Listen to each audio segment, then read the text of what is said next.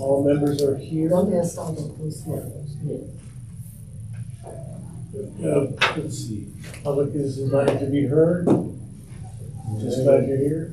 We have a new, is it Scott? Yeah. Welcome. Just trying to stay in the shadows. Yeah. Spotlight's on you. Approval of last month's minutes, any changes, added deletes? Okay, motion to approve. I just make the motion. Bonnie? Second. Second by John. To approve. New business, 2026 board direction and commitments. Last time we made a commitment to get more to do on outreach. We'll talk about that after the meeting. Anybody else have anything they'd like to add as a commitment they'd like to see the board pursue this year?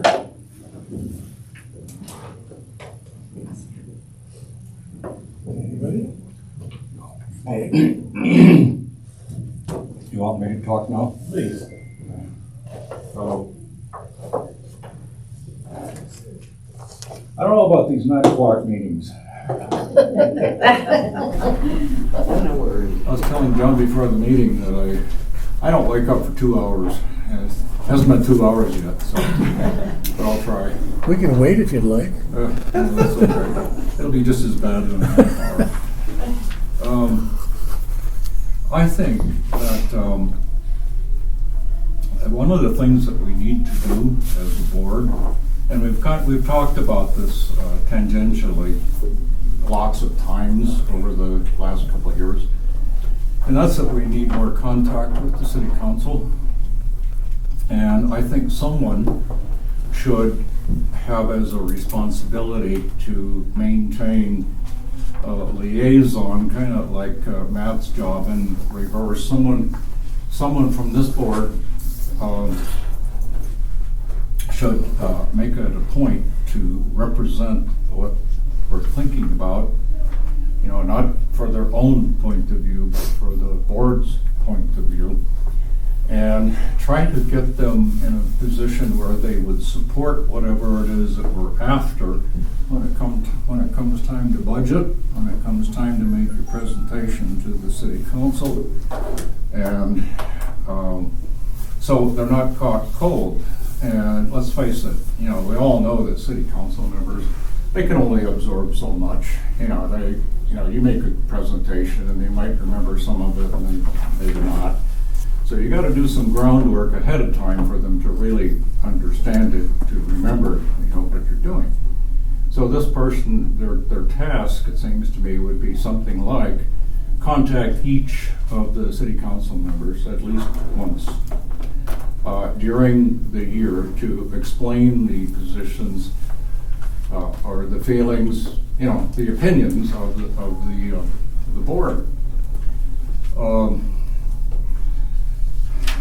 I think also important people would be people like Harold and Catherine, your boss. Oh, Christina. Christina, geez, sorry, Christina, and the new city council representative to us, the deputy director. And see what I mean? I'm only half awake. Normally I'd be able to remember those names, but you know, those, and not necessarily, but you see where I'm going with this, is to lay the groundwork ahead of time before budget decisions are made and decisions are made on any recommendations that are made by the board. And we've never done anything like this in the 4 years that I've been on the board. And I don't know if anything's been done in the past like that, but I kind of doubt it. And I'm not quite sure. I think the city councils would be fine with that. I think Christina would be fine with it. Harold would be fine with it. I don't think there's any objection to it. I mean, who would object to talking to people? You know, so I don't think we want to get too far astray from what your bosses might want. You know, so we'd have to be some coordination there, of course, and with you. And along with that, I've been talking, I mentioned a couple, 3 times about the need for information, and we still, we haven't planned a meeting yet to meet with Ronnie on some maybe monthly or quarterly data, all of which, the way I see it, they have already. But it's necessary to have that data handy when you talk to people. You know, so if they ask a question, you've got some idea of what's going on. So that has to be developed yet. But I would see that as along with this kind of position. You know, how long? I guess would this be a board appointment? I don't know. Just a volunteer, I guess. I don't know. Anyway, that's the idea that I was thinking of, and I think just watching, frankly, the difficulty in communication between ourselves and the city council over the last 4 years, I think we need to do something like that. Yeah. I think you're talking about a publicist, right? Talking about it. In a way. Yeah. In a way. Kind of, yeah. It's kind of a board advocate. Right. A senior center advocate on the board. I don't know what you call it, but someone to advocate A lobbyist, right? for the senior center, basically, but to reflect the thinking of the board. So would that be like a public relations committee, or would that be a one-person thing? I was thinking a one-person deal. Otherwise, personally, I think that would get way too cumbersome. Right. With monthly reports. Plus You know, nothing would be done in a one-on-one. Right. nothing would be done in a vacuum. You know. So yeah, I just see it as one person, and kind of like you know, the individual committees. You know. Mm-hmm. So would you like to head up that committee? Are you volunteering? Well, yeah, I would. I'll give it a shot. If nobody else wants to do it, if you want to fight for it, that's okay. Well, let's wait a second. No. I'm going to arm wrestle, you know, something on that order.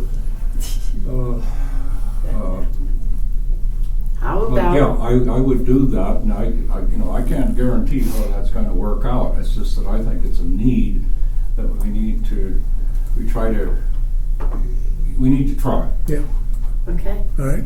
How about this? You go ahead and start it. See what you can put together. See how things start to roll out for you. If you need any help, let me know. Okay. This is kind of my wheelhouse. So. Okay. But yeah, I'd be happy to help you at all. But I think Okay. it's a good idea. I That's think good it's to an know. excellent idea to do what you're talking about. Yeah. And I know you've wanted to do it for a while. So. Yeah, I've it's been in the back of my mind for a long time. You know, I'm just formalizing a little bit more than I've talked about it before.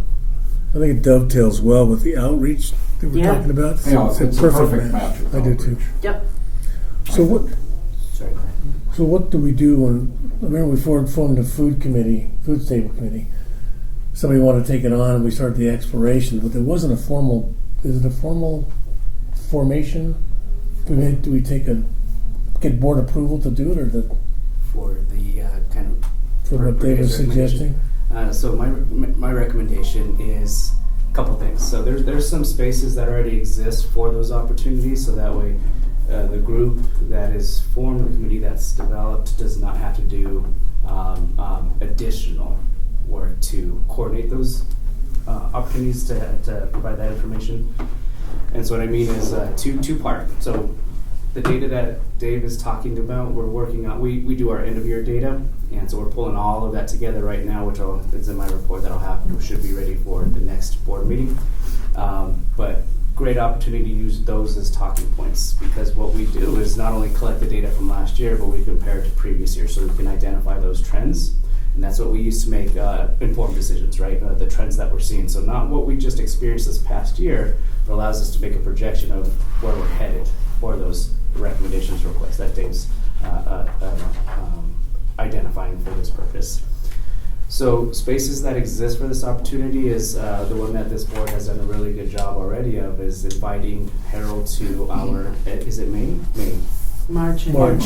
It was the M. Thank It you. was an MA. to our March meeting to share that data, do that presentation of this is what we need. The board makes recommendations. They have Harold Zier in that one. Councilmember Hopkins would be available for that conversation as well.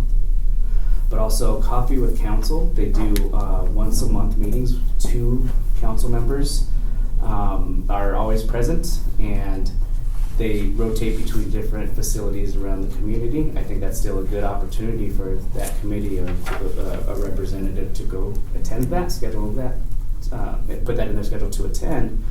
So that way, whatever information or what is being discussed amongst this board can be communicated and shared. What that allows is more intentional conversations, allows them to ask questions, allows you to provide that as follow-up, but it makes it more personal, right? Mhm. Versus, which is still a good idea if this group wanted to go to city council meetings and speak during public to be heard. And but with public to be heard is there's no opportunity for that dialogue, those follow-up questions, right? It's more of a presentation, and it is timed. I think we get, 3 minutes? 3 minutes. And so Coffee with Council once a month is for an hour with 2 council members. And I think that'd be a really good idea, just to attend those and schedule somebody to attend those and share what work this board is doing and make recommendations there as well. You know, the other thing that's nice about Coffee with the Council is that if for some reason multiple of us wanted to show up, it's already publicly invited. It's already on the schedule, right? So the sunshine laws, we're good there. Okay. So Dave, you wanted, like an example, if you wanted to do Coffee with the Council and Lonnie and I wanted to show up to offer some support or something like that, it's not a problem. And then with that, as well as at the beginning of the year too, here soon, or at any point the board wants to, we do that presentation at City Council as well, if we want to continue that as well. And not just more of a presentation of collectively everything that we've seen. That was done in May of last year, so. So that's the other end. Yes, you got that That's- right. March It's that's an M what month, it is. yes, very busy, okay. So does everybody support the idea of doing that? I guess there's no formal motion is my question. To form that committee? If it's a formal committee, I think that would be okay to do a motion. I think it's important to do that. I do. All right. In the coffee, could there be kind of a rotation, So Sure. everybody has the opportunity to be in coffee with city council, so they get to know them and they get to know who we are, whatever. It would be a great idea, not just Mhm. 2 people, the same, but a rotation that this time it's you. I mean, you'll always be there. And I think that's- whatever, and that's a then good we idea. take turns, also, all of us. Lonnie? Over this time that I've been on the council, we've been talking, on the advisory board, we've been talking about doing just that. And I think the Coffee with Council is a great idea. I think Harold's presentation is very big for us. I think that, what was the other thing you noted? What we do to the presentation to the city council is important. But I still think if Dave wants to, he can take the opportunity to invite different council members to come and just say, Good let's idea. sit down and talk about things. You can ask me, everything has an opportunity to ask questions and stuff like that, so that's great. But I think it also helps to have a representative talk to people directly, one-on-one. Say, hey, how about meeting for coffee? I wanted to explain to you what goes on at the senior center. Because we all saw it. When the first time we did the presentation, people were sitting there. The city council was like, they have so much on their plate. They don't know everything that they're Sure. in charge of. They don't know all the information about what something like the senior center, what we do here. So, excuse me. So I think it would also be important to leave the opportunity open for you to invite someone to coffee, especially if you see that there's a need for it. Like you see someone who doesn't seem to know a lot about the senior center, or if you see someone who is involved in something that we need our opinion voiced to. you know, that we need to let them know how we feel as the senior center. You know, I don't think there's any reason they couldn't be invited to this board meeting. I mean, we got Matt, but, you know, if there's someone else that's got really something worthwhile to say, or they don't understand anything, Right? just invite them. Well, we could definitely do that. That would be another option. I'm just thinking that there's not enough months for all the board members to be invited, you know? Not between now and the next budget cycle. Right. But over the next year, you know. But that could definitely be an option. Have people come to meetings so we could do the presentation to the city council, the presentation to Harold, then the coffee and conversations. Then you can invite people to come to the meeting, and maybe 2 council members at a time. Right. Kind of move them along quicker. And then if you feel like there's still the need to talk to somebody, you could always have coffee with them. Yeah. And bring somebody with you if you want, or, Yeah. but if That's a great plan. what about the sunshine law if there were 2 members of the committee and a council person? I think that breaks it. I think That can't do. Yeah. Public meetings, but it's okay to have a representative. Yeah. Be Yeah. part of those conversations and set up those opportunities to have coffee. And the more conversations I feel like that we can have, I agree. the better off we'll be when we get up and do our presentation to them. They'll all be like, oh, okay, we know what this is about. We understand what this is about. Those are all great ideas. That's exactly the direction we want to go, I think. Good. What is going on right now, that started, I think, is the food dispensary. Council people are coming. Right. We have 3 or 4 of them. We've had a couple of people Great, volunteer to be They know what's here. it about, what it takes to do it, and whatever. And they enjoy it. I think so. Yeah, I mean, the last one, the new mayor was there, Mayor Pro Tem was there, so Yeah. there's opportunity to recognize. Yeah. Eric, you have something? Just if we have a formal committee, we can start putting this on a calendar, because there are going to be times when coffee with council conflicts with the food distribution. Oh, right. Okay. Once a month. Yeah, so if we formalize it, then we've got a reason to have it planned in advance so that we don't miss any opportunities. So you're saying have someone go to coffee and council and be here for the food distribution? Well, not necessarily, but Okay. there are going to be times when both of them have it on the same day. Right. No, but I mean separate people. Somebody goes to coffee and council, and then other people handle the Yeah, distribution. yeah, because we can draw in other people for the food distribution. We're okay. Right. If we're okay. Coffee with Council is the last Saturday of the month. Oh, The okay. third. Yeah. Yeah, Okay. the third Saturday. Third Saturday. And then the food And ours is the second. Oh, So second. it shouldn't be a problem. Okay. And again, with coffee and council, you're right. We can have different people go, so the same person doesn't always have to be there. I think that's important. Gives you a relief that you don't have, you're not responsible for being there every time. Yeah, that's a good idea for a lot of And reasons. knowing what we can open and say Yeah. or discuss. Yeah, and getting up, training us. Supposed to, because it's just one It person. would be nice if they knew some of us by our first name. Yeah. To that level, where they know you. So Okay. are you willing to coordinate, because what I hear is a lot of opportunity, coffee with council, et cetera. Are you willing to coordinate that as part of this committee? Sure. Yeah, that's not what I had in mind, but yes. So just we know that I think it's a great idea for us to participate. Sure. We need to make sure we keep people Yeah, on somebody's schedule. gotta keep track of it, yeah. Herd the Okay. cats, as it Yeah, were. okay. So Are you I comfortable with that, David? Are you Yeah, are you okay with it? Sure, yeah. I don't know how much time this will take. I haven't volunteered for much this year because I had this in the back of my mind because I figured it could take some time. So, yeah, I'm okay with it. I hear there's a lot of willingness to help if you need it, so let us Yeah. know. But I think it's, Well, I'm pleased with the response. Yes. Everybody seems to. so we need a Yeah. formal motion to form a committee. What did you call it? Publicist, advocate? Do we, I don't know if we need a committee, do Do we? we? I think It's really only one If person. it's one person, you don't need to form In a. case you get more people, does it matter? Yeah, if you get 2 or more, then I think you need to form a committee. So for now, just For the informal. time being, I mean, Okay. let's see how it goes. Yeah. Okay. If we need a committee, then, I think it would be important to Right, great. identify somebody to do to add it to the agenda to kind of speak of what conversations, or is it whoever was scheduled that month for common council or had one-on-one conversations to share out with the board how those conversations went? Okay. All right. Okay, So you're, I'll have Eric down for the first 10 coffees. fair enough. Thank you, Eric. Be careful what you ask for. Yeah, no kidding.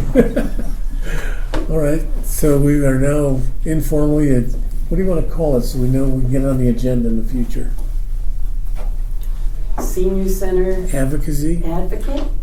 I suggested board advocate. Okay. We're gonna get a badge for you. Yes. Yeah. I say more of The a, star also. I say more of a hat. What are the center's colors? Our colors, right? Red, white, and blue. It's been blue and gray. Okay. There you Blue and go. gray bag. Sweatshirts are going to be on order for next month. No, I'm sorry, take that off.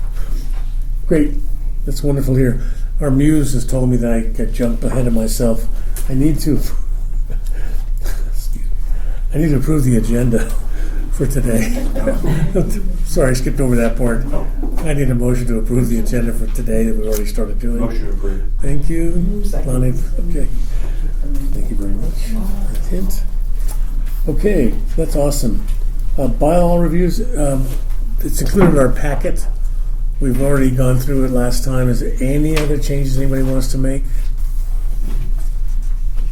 Okay, Are we talking about bylaws? yes. Is that an error on the drafts that says, under number 1, the first number 1 section, 2.4? Should that be 2.84? I thought 2.84. Yeah, it's right on the first page. Yeah, I see it. Because the Yeah, section 2 is 2.84, you're right. 2.84, yeah, that's what I figured. Change here. This should be 2.8. You can. And then, are you open for comments? Yeah, please. Under Article 5, Section 1.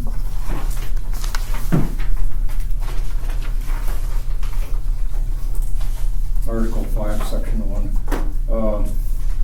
I don't have a change to it. I just want to make sure the interpretation that I have is right. What I'm thinking is that at the annual meeting, it's open to the public and publicized, that's right. But this would be another means of input. You know, so we're moving from really no public meeting at all. We've never had any public at the annual meeting, to going to an annual meeting plus a meeting for input, which may involve contacting various agencies and say, hey, we're having our annual meeting, it's a public meeting, if you have any input, we'd like to see you. You know, something like that. Now that what I just said is not precluded by this paragraph, is it? I don't believe so, but it's what you're asking about, being able to publicize it through what? I'm sorry? How you want to publicize it, that's your question? don't know. Oh, Well, the fact that it says public, Dave, I mean, It says publicized as such. well, it says open to the public. Yeah, so I mean, any or- what I just said is certainly within the meaning of this paragraph, I think. I'm just wondering if anybody has any problem with that, you know, that this is an opportunity to have input from the public as well. I think it's covered. I kind of assume that would be the case, but. You know, like the Friends Board does. You have people from the public at your annual meeting, don't you? Yeah. So the ones that are invited to the Friends Board meeting are donors. So they're all donors. Only donors. When you're a donor, you're invited to the annual meeting to approve the funds for the following. But it's a 501c3 and anybody could come. Right. Yes. So, okay. I'm just saying that as another, you don't have to do it, I'm just saying it's just another mean for input, well, I think outreach. it can certainly be Form of another, outreach. it can certainly be another way for you to do advocacy work, is to get in touch with city's departments, I guess. There you go. Let them know. I So- thought of that, but that's perfect. We'll put it on your list. That's on your list. Yeah. Your list is growing. That'd be a long list. And if you wanted to well, I know that attendance wasn't great, so we took it off of this go cycle. Was when we were doing coffee with leadership, we were inviting advisory board members, friends board members, but the attendance wasn't there. And so we removed that out of the go for this cycle, just to try to see if we introduce it at a later time if it picks up again. But if that's something you're interested in, we're starting our planning for the summer go right now. And if we wanted to do, add that in there for the board to have an opportunity to have that open discussion, kind of like coffee with council, but with our advisory board. So if that's something you're interested in, let me know, and we can look at planning that, scheduling that. Hey, Ryan, question, a coffee with leadership, I never made it to any of those, but it sounds like a lot of people didn't make it to those. Right. But who from the city was in attendance for that? Was it rotating or It was this? rotating. So we had our leadership, building leadership, between myself, our recreation program supervisor, Ryan Vinson, before that, Amy Hodge, our supportive services supervisor, Brandy Queen, Christina Pacheco, our director, was there, and then we invited leadership from city council to pair with us. I'm sorry, city council, our advisory board to pair with us, and our friends board to pair with us in those meetings as well. But again, the attendance wasn't there to keep it a regular thing. Got it. Yeah. And we can always leave it that that's another option to expand our communication.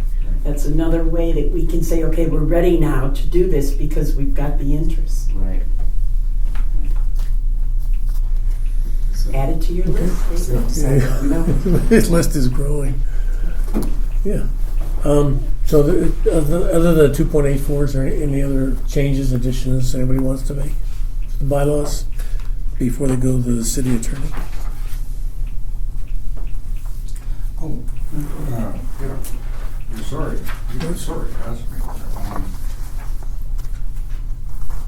I didn't quite understand on the bottom of the page, of the second to the last page, request to add a section 7 on open meetings, sunshine laws, that no two board members, what is that?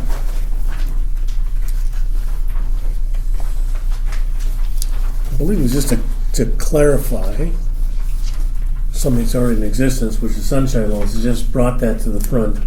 We have to be aware of no more than 2 board members can meet simultaneously at the So same you time. just fill that in with it? Right. Oh, It was just clarified that. okay. Minor change to what already existed.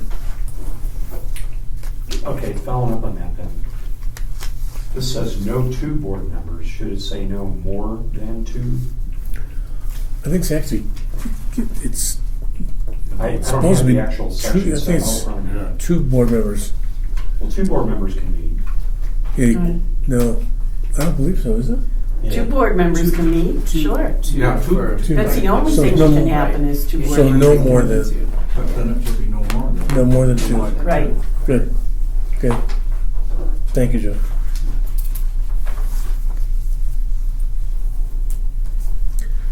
Anything else?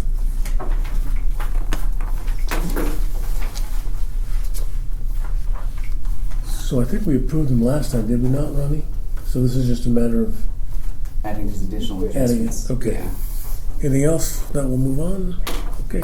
Thank you both. Thank you, John. Thank you, David. Board vacancy discussions. Just to remind everyone that we have 2 board vacancies to fill, looking for people who are residents of Longmont. We submit the names in March. I believe the interviews happen in April. Correct. So if you have anybody else or people you think that might be interested in serving, what I see is a lot of movement for the board to get out there and be more publicly visible. So someone who's got that penchant for that kind of thing would be nice. So if you can think of anybody, please get them. That's why Scott's here. We can see you, Scott. You can't, we're talking about you. What are your thoughts on this, Scott? That's a good question, Scott. Since you're here. What are my thoughts on that? Yes. Is it something you're interested in? And by the way, it's being recorded, so Don't feel like we're be careful. Deer in the headlights.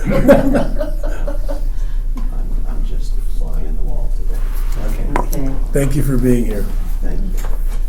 Okay, update on the Elder Exchange. Ronnie? Yeah. Had a meeting scheduled with Northern Arapahoe leadership last week that was canceled due to scheduling conflicts on their end at the reservation. So we are in the process of rescheduling that, and in February I'll be able to come back and share where we're at. But, big picture, we have had funds approved from the Friends of the Longmont Senior Center to fund an elder exchange this year. I'm currently working on that application process so we can communicate out to our participants. My personal timeline, and subject to change, personal timeline is to have that in place so we can start communicating that out here in the next couple weeks. That allows us, our participants, to review, get this information, check their schedules, apply, so we can review in February and start having some of those opportunities for cultural trainings before we move into a March exchange. I'm assuming, again, we haven't had those meetings yet to identify dates, but I'm assuming March again to host when our Northern Arapahoe elders come down. And the reason why I'm assuming is because of the Denver March powwow. But again, haven't had that meeting to confirm yet. And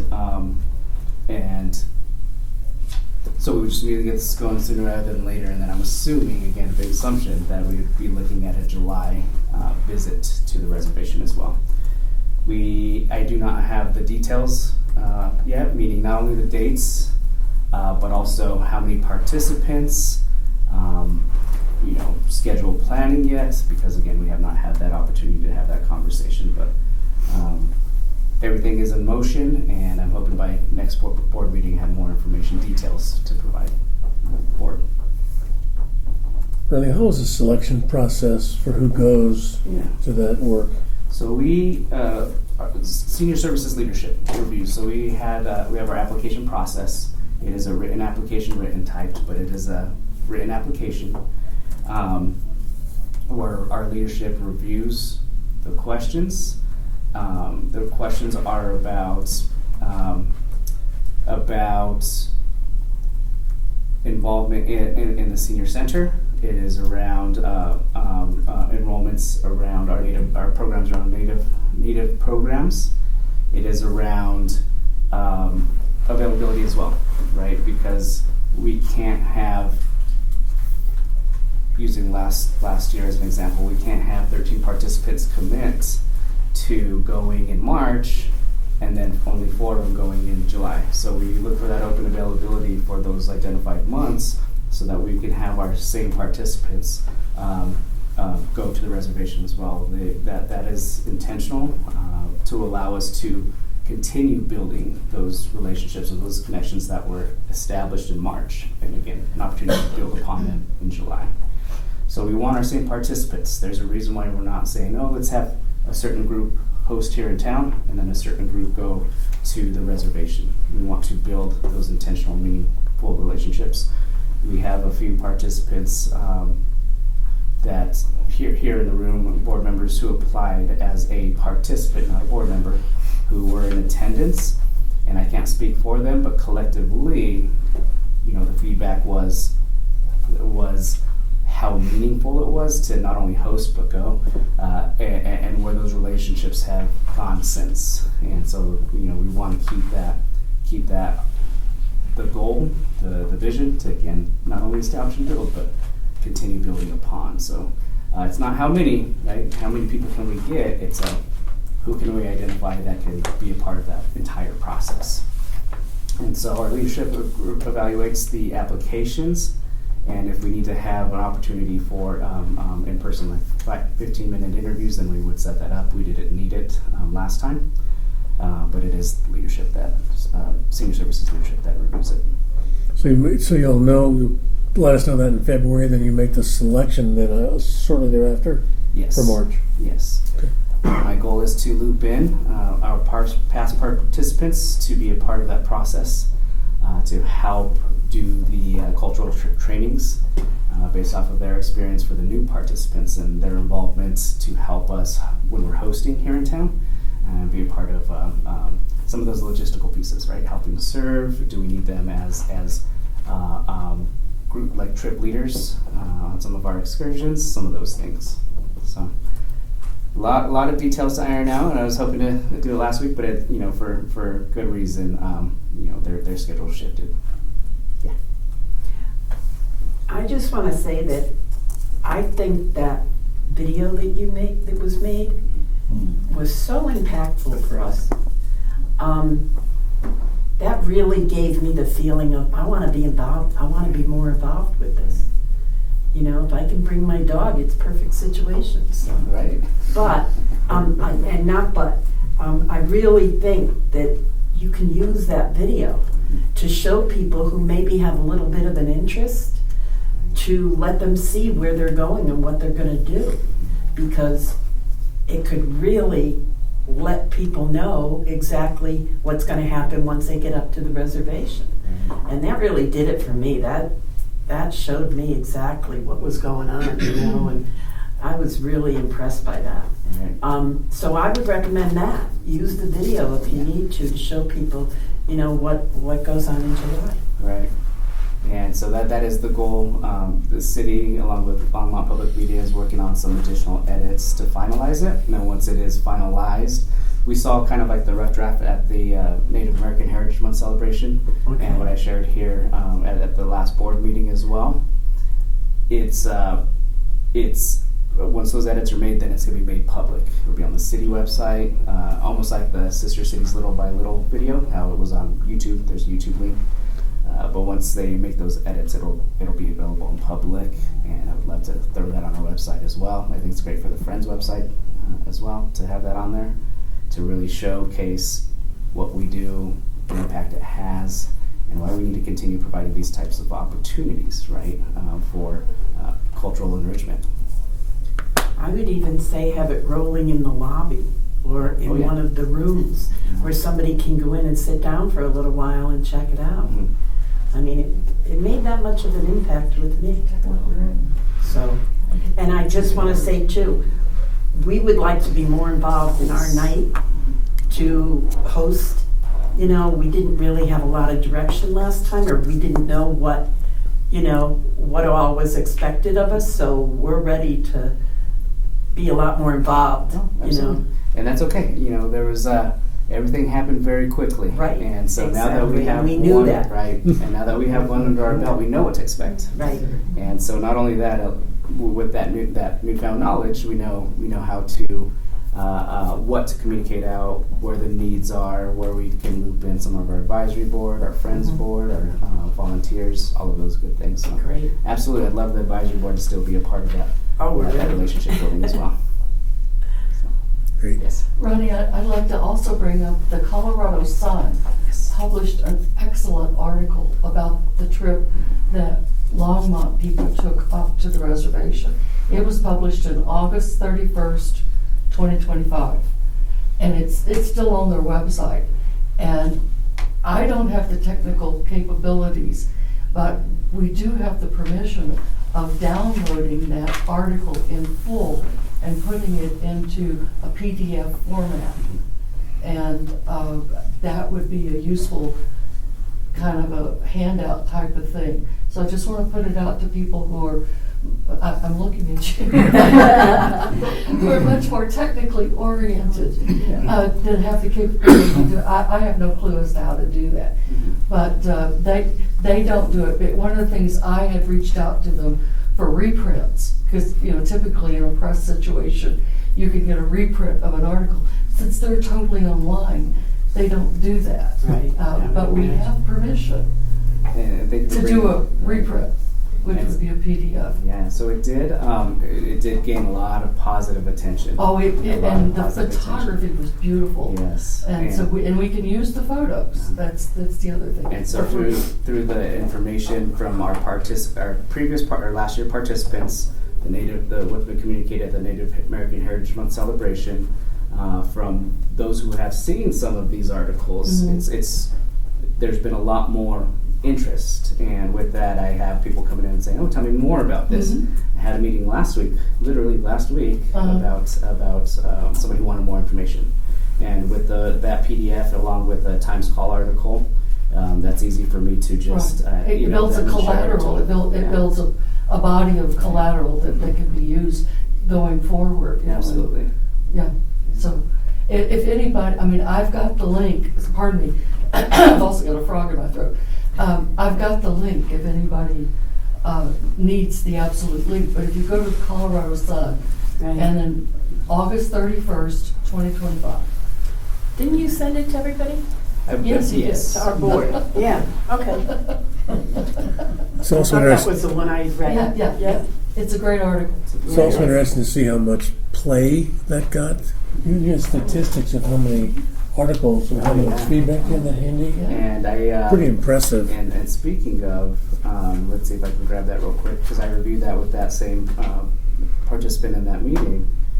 And let's see if I could grab it real quick. And this was back in March when I pulled this data. And so what I did is looked at each article, who published the article, Colorado Times Sun, Boulder Daily Camera, Times Call, city website, and I looked at all their social media outlets where it was communicated at. How many people reviewed it? What is public information, right? How many people reviewed it? How many people liked it? How many people shared it? And even back in August when I pulled this data for the Friends, it was just, those numbers were just staggering of how much attention it's receiving and how many people are sharing it with others and are interested to find out more information. Let me see if I could find it right here. Social media. There it is. And so let me open this document. So back in August, collectively, between City of Longmont's Facebook, YouTube, Instagram, Times Call's Facebook, Instagram, X, the Colorado Sun's Facebook, Blue Sky, X accounts, Boulder Daily Camera's Facebook, their X account, the Voice of Longmont Facebook, and Longmont Public Media, their YouTube page. As of August, and keep in mind, so we hosted in March, we visited the reservation in July. I pulled this data in August. At that point, through those collectively, was 6,630 views. So what that allows us to do is not only communicate this work, this important relationship, this work, these opportunities within our city limits, but now it's reaching outside, right?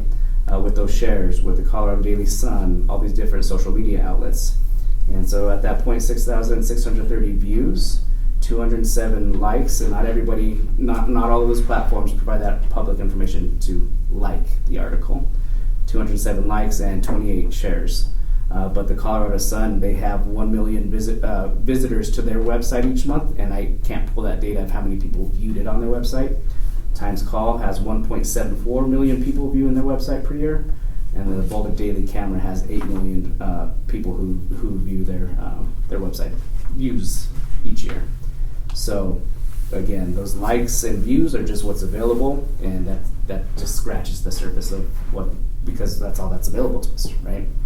So just great opportunity for us to continue sharing the work that we're doing. That's great momentum. That leads us into the resolution update. Yes. If you all recall, we did a resolution back September, October, asking the city council to basically recognize formally the land agreement from the standpoint of allowing elders, Arapaho elders, to become residents of Longmont. It's finally circling back, and Met with the city attorney last week. He gave me my homework assignment, so now I'm working on the report I have to pull together for city council so we can get on the agenda. The goal is to have this the second or fourth week of second because yeah. the Rotary. Right. So our goal is the second, based off of the agendas the city council availability on the agenda at that point. But we had two options. It was the 10th and I think the 28th, and so we're looking at the 10th. The goal is to have this in front of city council on the 10th and to get this this resolution in motion. So. It's a big deal. The reason we're trying to get it for the 10th is we've also been invited by the oldest Rotary in Longmont to present to their board in February 17th, I think, specifically about the Arapahoe exchange. They asked us to come present. So it's just momentum. With outreach and advocacy, it's just seniors standing up saying, pay attention. We're 30% of your population. Pay attention. So thank you for the work on that, by the way. You know, I know it went really well because of the food. I said, go on, More so this year. I said, geez, and we had to start cutting the fried bread half. Oh, yeah. Yeah, because it was just going, and come on. So last we looked, they were looking at the attendance numbers. So last year we had around over 300, Yeah, 350. over 300, 350, around there. And then this year they're still pulling the numbers together. Children, Youth, and Family, they're doing a lot of that work. Over 500 people. Ah. That's where we're at. Is we've had over 500 participants. So it's that. We almost met That 8. knowledge and interest is growing, and our community is invested, which is I saw sometimes some people coming back again. I said, oh, I'm sorry. And I would tell the parents, please be careful for the kids, you know, because you start putting too much in for the kids, they're not gonna eat it. That's the way I am. Bianca helped raise the teepee in the park as well, so she's part of that process. Oh, boy. Something new every day. A lot of good stuff. Yeah, has been. Yes. Yeah, things are developing well. Yes. You're up for the manager's report now. Oh, you really want me to I talk just a lot keep today. talking, right? You're Okay. back. You're back. So yeah, manager's report. Let me jump into that. So updates on annual data. I mentioned that we're currently working on that right now. So we are looking at two different forms of data. Our Friends of Longmont Senior Center data. Theirs is through the funds that have been provided to the Senior Center and Senior Services. We provide the data of how we use those funds. Programming, so not only how we used them, the impact it had for programs and our supportive services. So we're working on their data indicators, and then that helps build on our advisory board report. So that data transfers over to the advisory board report right now. So we'll have that. I'll be able to present that at the next advisory board meeting. Data as well, annual data. I'm working on the Longmont indicators for the city website. My deadline for the city is January 30, and that's just another opportunity for us to share what is coming out of our facility. So that data we collect gets transferred to the Longmont indicators website. And so yeah, just it's data time, data season, and we just pull it all together. We look at all those details of programs, wait lists, attendance, drop-ins, growth for not just all of our programs, trips, drop-in programs, our Spanish programs, which is growing tremendously. A lot of great things, and so I can't wait to share out in February all the great work that was not only accomplished this past year, but again, in comparison to the trends that we're seeing, and to really highlight that growth over the past 3 years since I've been here, of what we've seen and how we're doing with the resources we have, right? Through our city budget, our friends budget, our limited space availability, and so I'll be able to share those numbers out with you next month. Staffing update, currently working with recreation to get our therapeutic recreation program position. That was Ariana Heater's position, who left us a couple months ago. So still working to get that posted. We also, our office assistant Hector Martinez is no longer with the city. So I have worked with HR. We just posted that position as of yesterday. So our office assistant position is posted, is bilingual required, full-time position. And so public information, if you know anybody who'd be interested that is bilingual for that role to support here at the Senior Center, please encourage them to apply. So our goal is to have that posted for 3 to 4 weeks and begin interviews right away. We want to get that position filled as soon as possible. Facility updates. So our technology update, our Friends of Longmont Senior Center approved funds to improve the technology in every single classroom. So our projector and projector screens will go away, and we will have and the whiteboards, and we'll have a smart board that serves all of those functions. It's basically a tablet available, a computer. Think of it as a computer screen, touch screen. So we can pull up the internet on there. We can still do presentations. We can turn it into a whiteboard. Has all those same functions and capabilities. We only have 2 rooms that have the projectors and the projector screens. This room and D&E for our big programs, excluding the gymnasium. All of our other classrooms, we have a wheel-in cart, and we would have to set up projector screens in those as well. Because of that, it takes up space for participants, and there's no audio. We don't have any sound systems in any of those classrooms. So what this upgrade allows us to do is provide these same capabilities. Our speakers, our projectors, have those options available in every single classroom, and that allows us to maximize our space for programs. We don't have groups looking at our schedules or fighting for certain spaces or time, so they have those capabilities, right? Their classroom capabilities. Every single classroom will have audio and visual now, which is fantastic. So we have a meeting today. Today's the 8th, right? Yeah. Or no, tomorrow. Tomorrow is the 8th.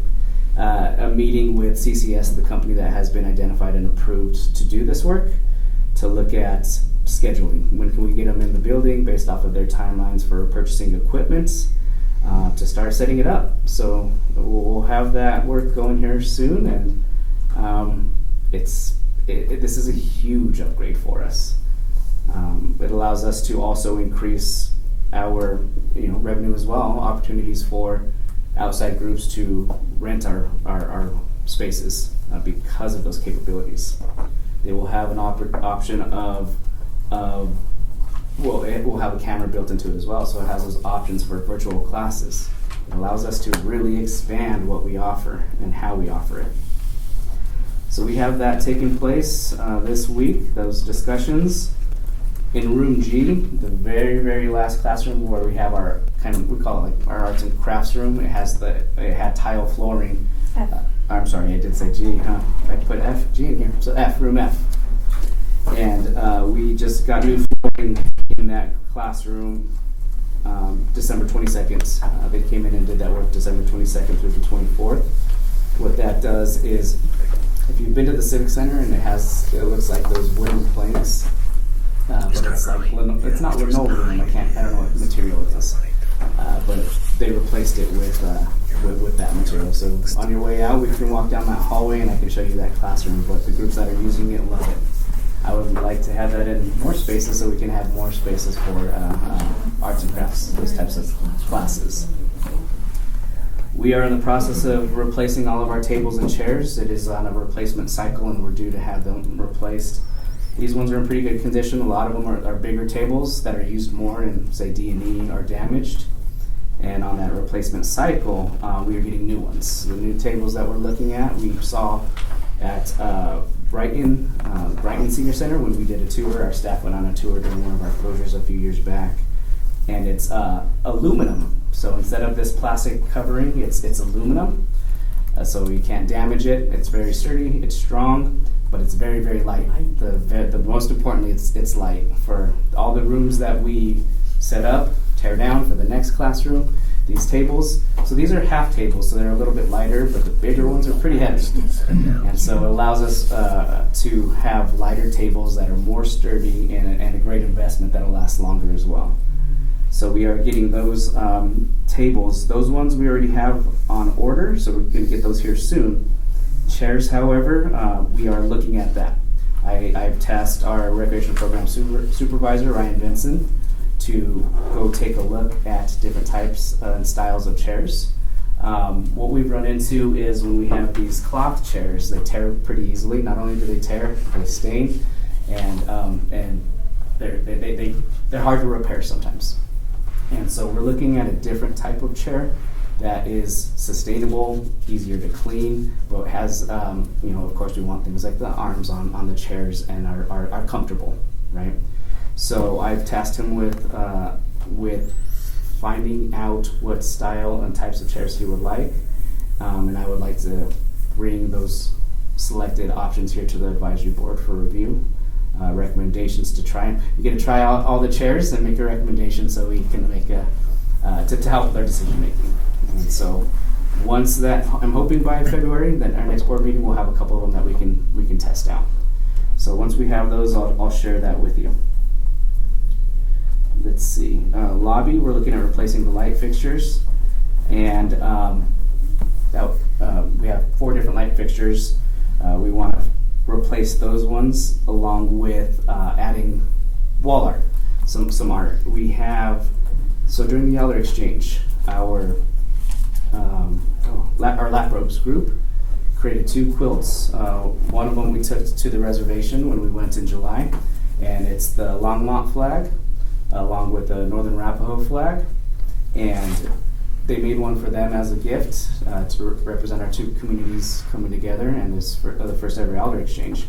And then they made one for us here at the Senior Center. So I want to display that here in our lobby for everybody, for all of our participants to come in and see, and along with the plaque that explains why it's there, what it is, and what it represents.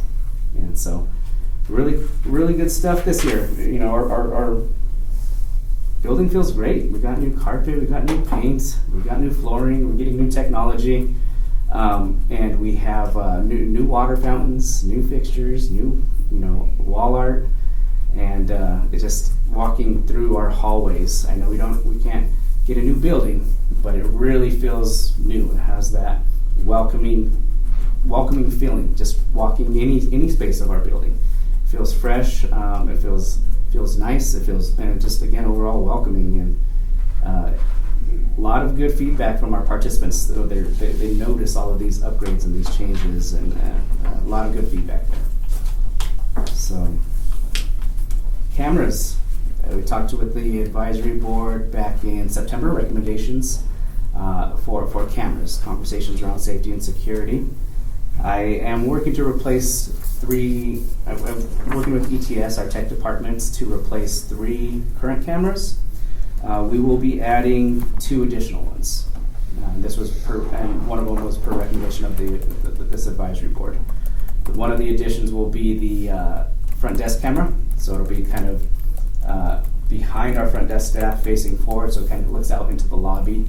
And again, for safety and security, we're able to evaluate who's still through that camera, who's coming in and out, but some of our interactions in the lobby.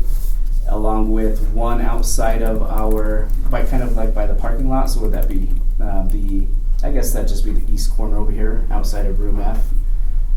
Faces the parking lot, but it'll be a 3-way camera. So it faces the parking lot. To the left, it'll be able to view our drop-off loop at the front of the building, and then to the right of that, so behind 1, 2, 3, and behind that will be facing the front door. So it again captures who's coming in and out of the building.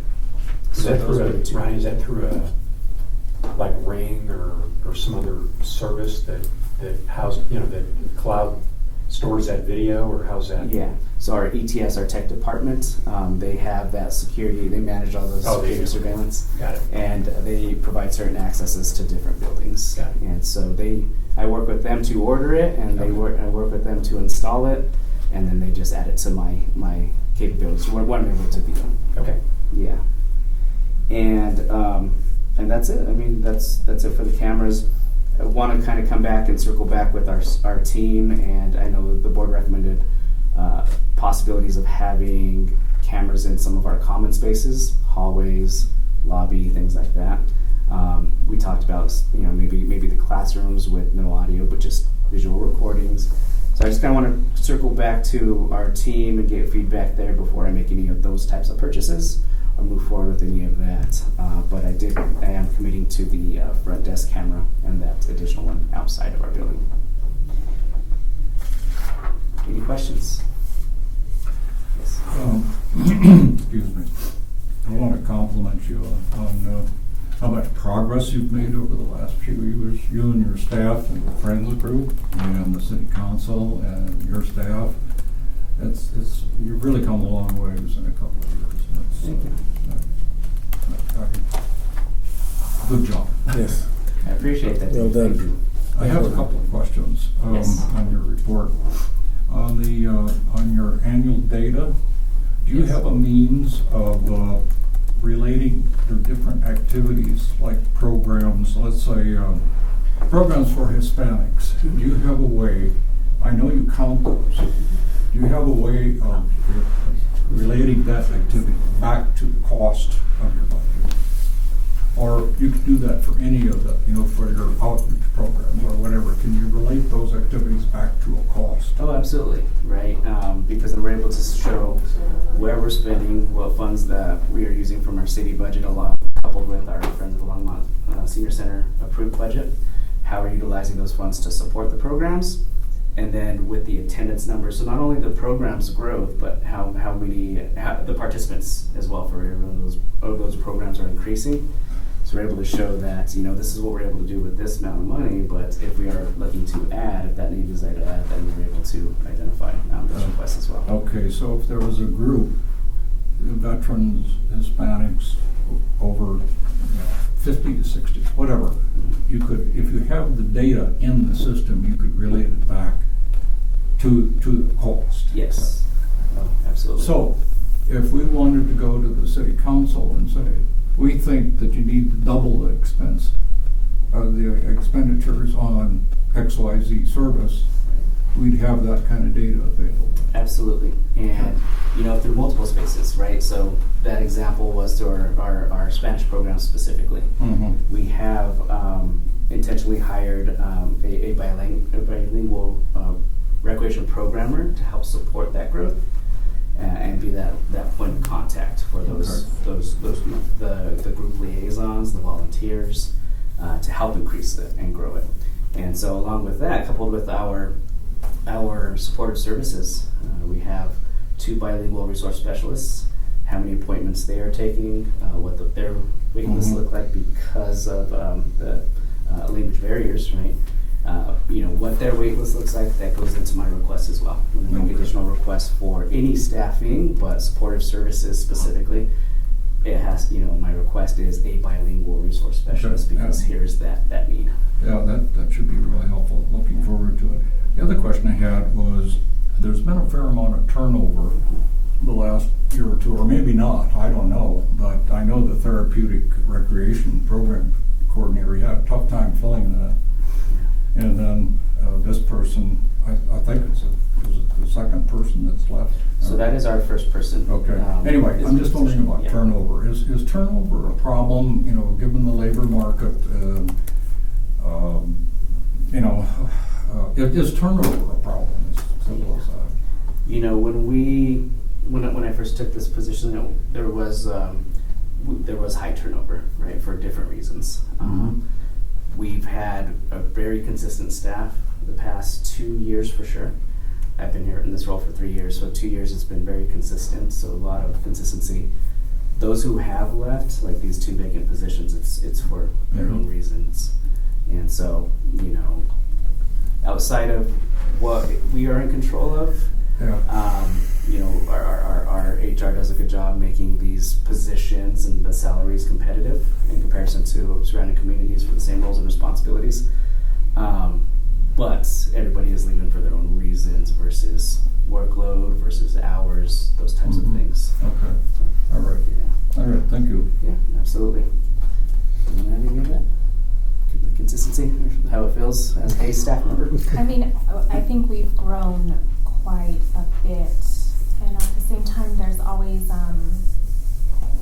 just like the senior center always has an opportunity to grow, so do individuals. Right. So they all get to make their own choices as to where their direction is in life. What's the total number, roughly, of personnel for those seats? Roughly 15 of us, including our custodial staff. 15? Yeah. Okay. Yeah. That's including our custodial, our full-time and part-time. Yeah. Those are bodies. Yes. And then your FTEs are what, 12, 11 and a half? Around there, yeah. Okay. Yeah. 10, 11, yeah. And so when I mentioned high turnover when I first started, that was because of workload, responsibility, and so when I came in, evaluated all of those things and identified the need. We had at that point 2 people doing the work of 3.5. And so that became the budget request of the data. Pulling the data together, here's our programs, here's what we have 2 people doing, we need more. And my first year we got that with the support of the advisory board as well, recommendations. Was approved for an additional recreation programmer, seniors programmer. And so we've just taken a lot of time and energy to evaluate workloads, responsibilities, to make sure it's equitable across the team, developing really strong systems and structures to make sure that the programs, the expectations, everything's consistent, everything is sustainable. And as Bianca had mentioned, we've come a long way through that evaluation process, developing those systems and structures. And it just, along with the feel, the physical feel, right? But knowing the work that we have done, that's another layer of walking through our hallways, and everything feels really, really good right now, knowing that work, that intentional work that we did to build those systems and structures has really paid off. The work-life balance has improved with that group, that team as a result. And, turnover, people who have left for their own reasons, from what we're in control of, but it's never been due to the workload, due to work-life balance, due to hours, due to pay. So, yes. I have a question. I don't know if you're in the position to share the answer yet, but what do you think you're going to request in the next budget as far as staff? Right. So 2 years in a row, this will be the 3rd year in a row, support services staff, I need to increase space there. If there's an opportunity to get at least 1, I would like 2 more. Right. I'm thinking 2. Right, we need 2 more. There's a wait list. This board has been very good about keep an eye on that Boulder County data on senior population and how it's increasing, and looking at those trends, not just in Longmont, but Boulder County as a whole, those who are moving into our community and those who are aging into that 55 and older age group. And so as a result of, we're seeing more participants in our programs and more people scheduling appointments with our supportive services team for the resource support along with counseling services. Counseling services has been pretty consistent. They've seen an increase, but that comes in waves. But our recreation service, our resource specialists team has seen that steady increase because the needs, right? And so, 3rd year in a row, I will make a request for 2 resource specialists, one of them being bilingual required. But I also follow up with a 1 resource specialist request in case that can't be met. So I give the data and support for 2. The impact 2 resource specialists. Right now, 4 to 6 weeks out, wait list. If we had 2, that can minimize it to 1 week to 0.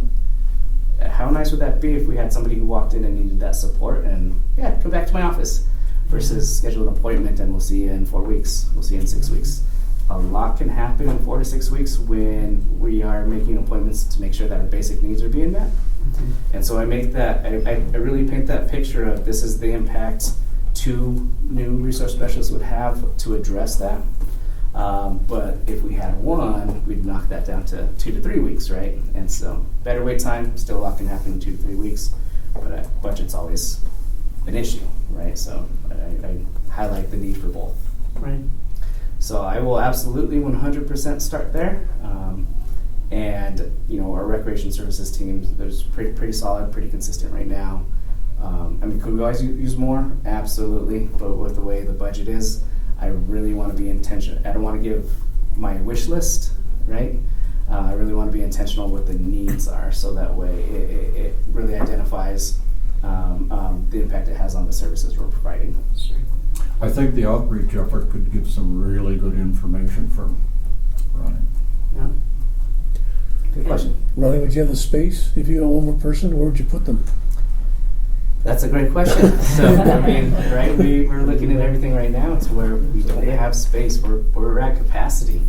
So we do have, and so with this new position, the therapeutic recreation programmer, they are a shared position with recreation. So we get them 50% here at the senior center, and recreation at the memorial building gets them 50%. So we have 2 offices. Ariana shared an office with one of our other staff members, and our offices are small, number one, but number two, it's hard to take care of business, have meetings and appointments with participants, with group leaders, trip leaders, our drivers, and city staff as well, right? Team in person or through Zoom, through Teams. And so we recognize, like, okay, we run into some issues there. So what we're looking at doing is, what spaces do we have? How can we schedule them to where they have their own office? And so right now we're looking at, for that position, to work with our the volunteer office and counterbalance. So when we are not having our scheduled spaces for our volunteers, peer support volunteers appointments, then we can use that room in that office as their own office. So it'll be like a shared office, but not at the same time. And then if this gets approved, one position, right, is we have one storage room, but with that storage room houses I was sharing with everybody the projectors on the carts and the projection screens. We have a room that stores all of that stuff. It'd be nice to get all of that out right now and get it out now, and we could turn that into an actual office space.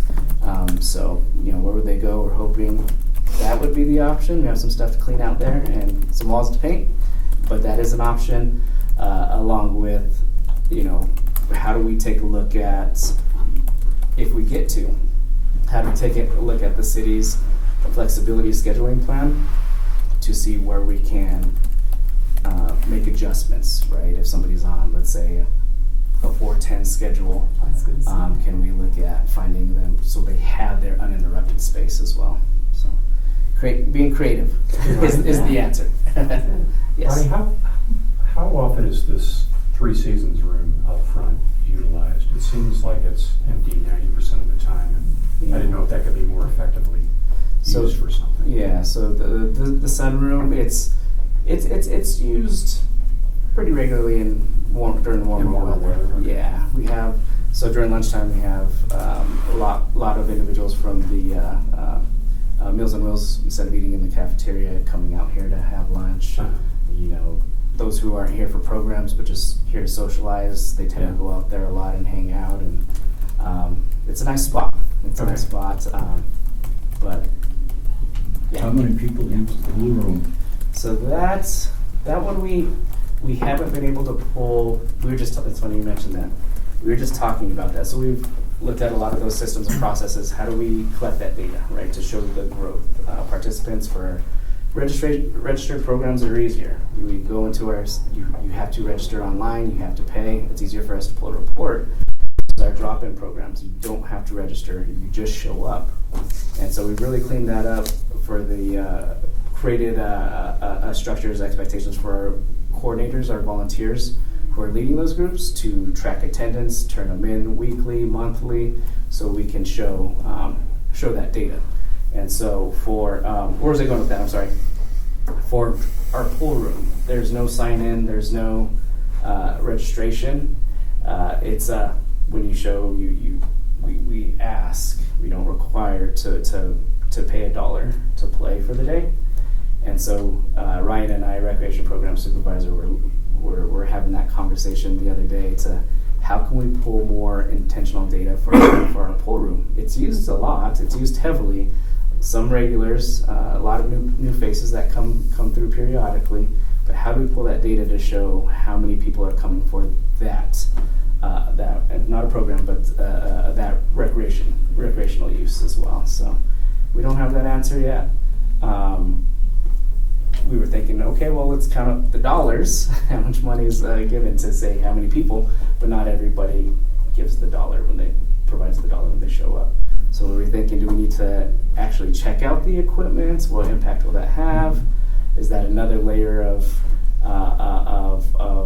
is that going to increase somebody's workload? Things like that. So we were thinking about maybe a volunteer. So we were bouncing around a few ideas to kind of figure out how we can pull more intentional data for our pool room. That's the one space I will say that we don't have data coming in that I want. You know me, I love numbers, but that's the one space where we don't have data.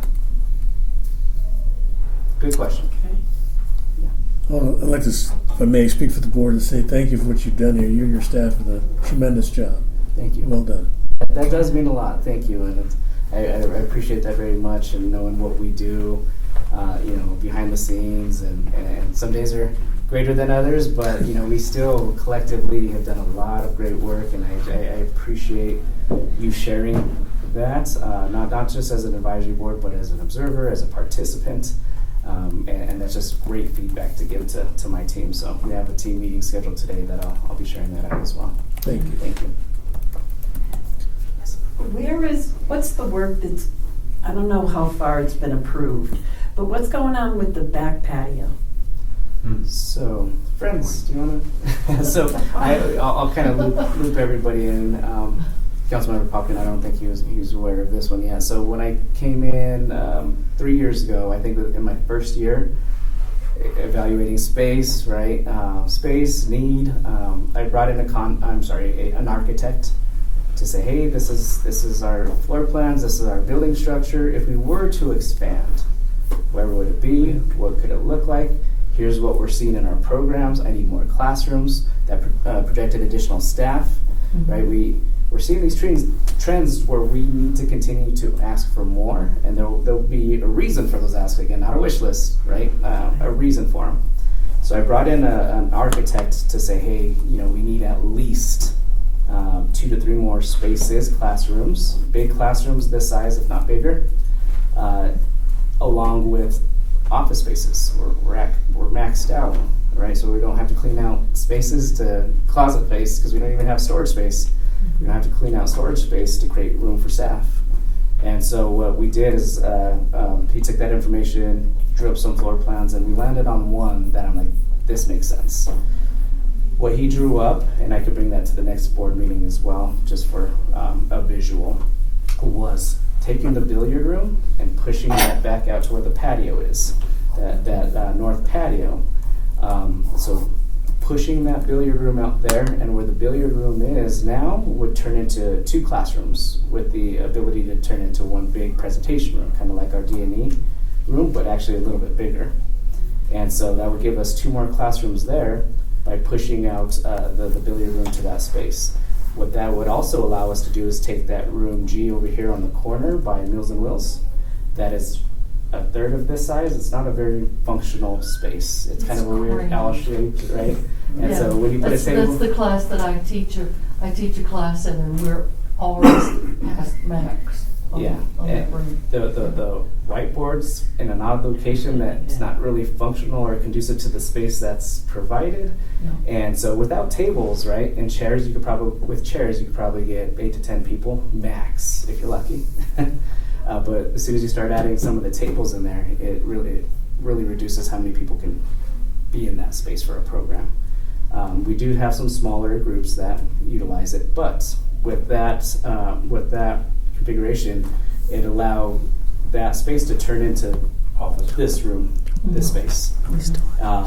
So G would turn into this size room. Billiard room would be bigger than D&E. So we got 3 functional classrooms now, along with by pushing that back and walling that off, that patio area off, we would get up to, I think it was 4, if not 5, office / storage spaces.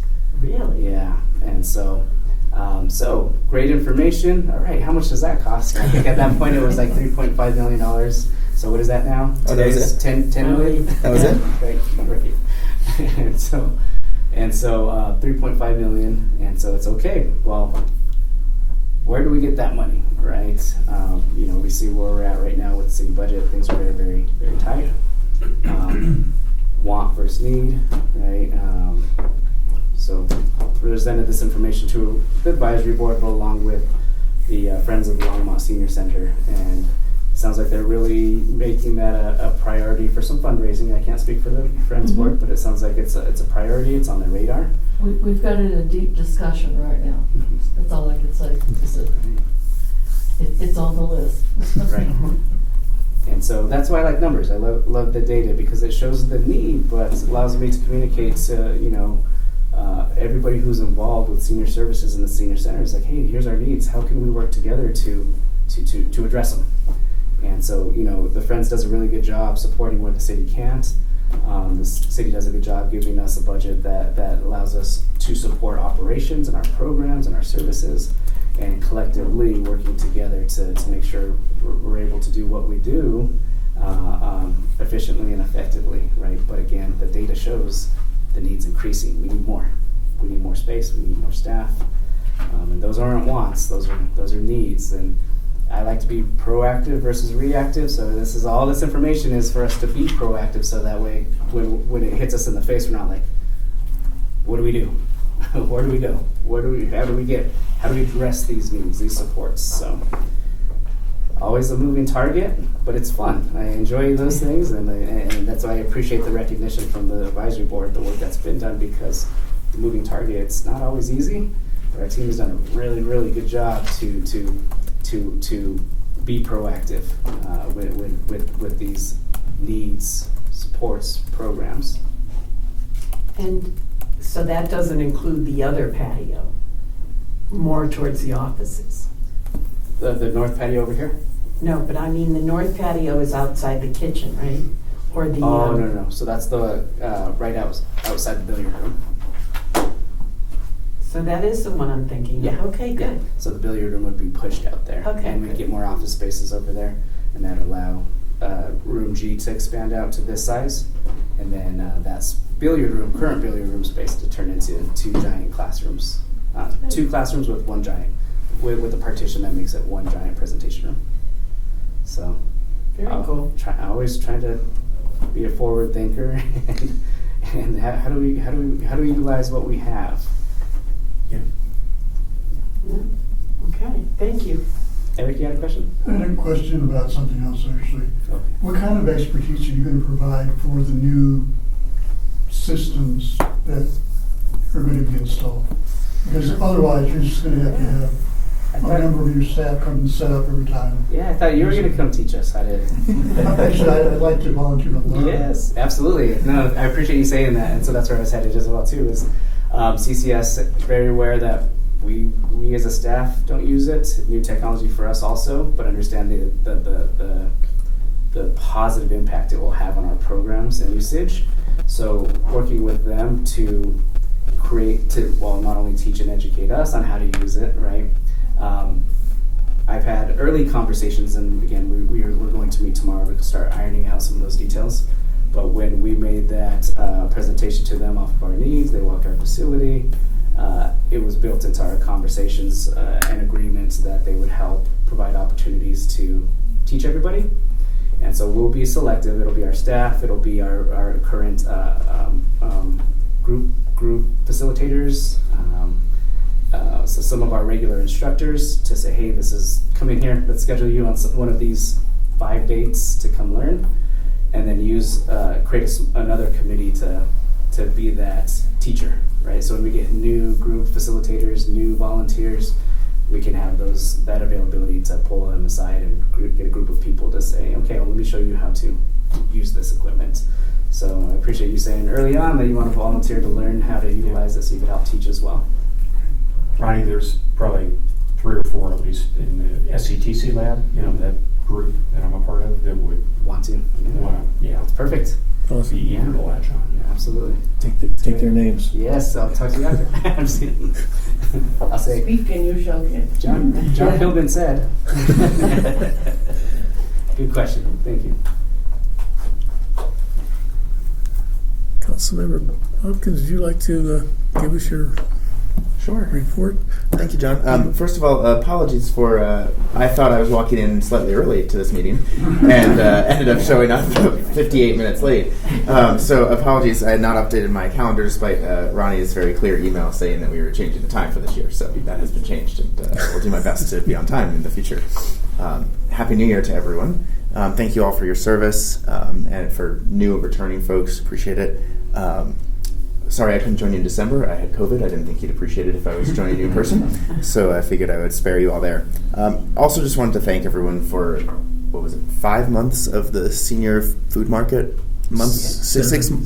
7 months, It's thank 7 you. months. 7 months. What stood out to me from that not only was how many people were served, but how many people from this board actually helped support the event each month. And I think that just speaks to the level of community that this board helps foster. We talked a lot about facilities in the last half an hour, facilities and staff, but it's also the community and the people that you're able to welcome in here. So thank you all for the time and effort that you put into taking out of your Saturday mornings to come and support others in the community for the food markets.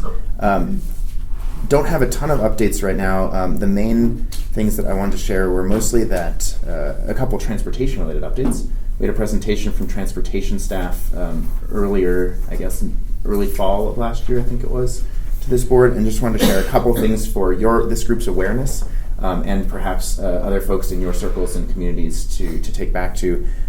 One, if you were not at or did not pay attention to the City Council meeting in December, there was a CDOT presentation, Colorado Department of Transportation presentation, on the major changes happening to not just the 119 corridor, but specifically the intersection of 119 and Hover.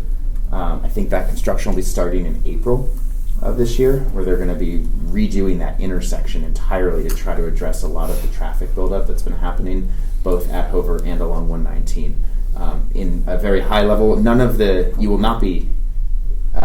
you will be allowed to do all the same things that you're currently doing. The biggest change is there's going to be an overpass built, 119 going southwest towards Boulder, so that if you're going southwest, you'll actually skip the light.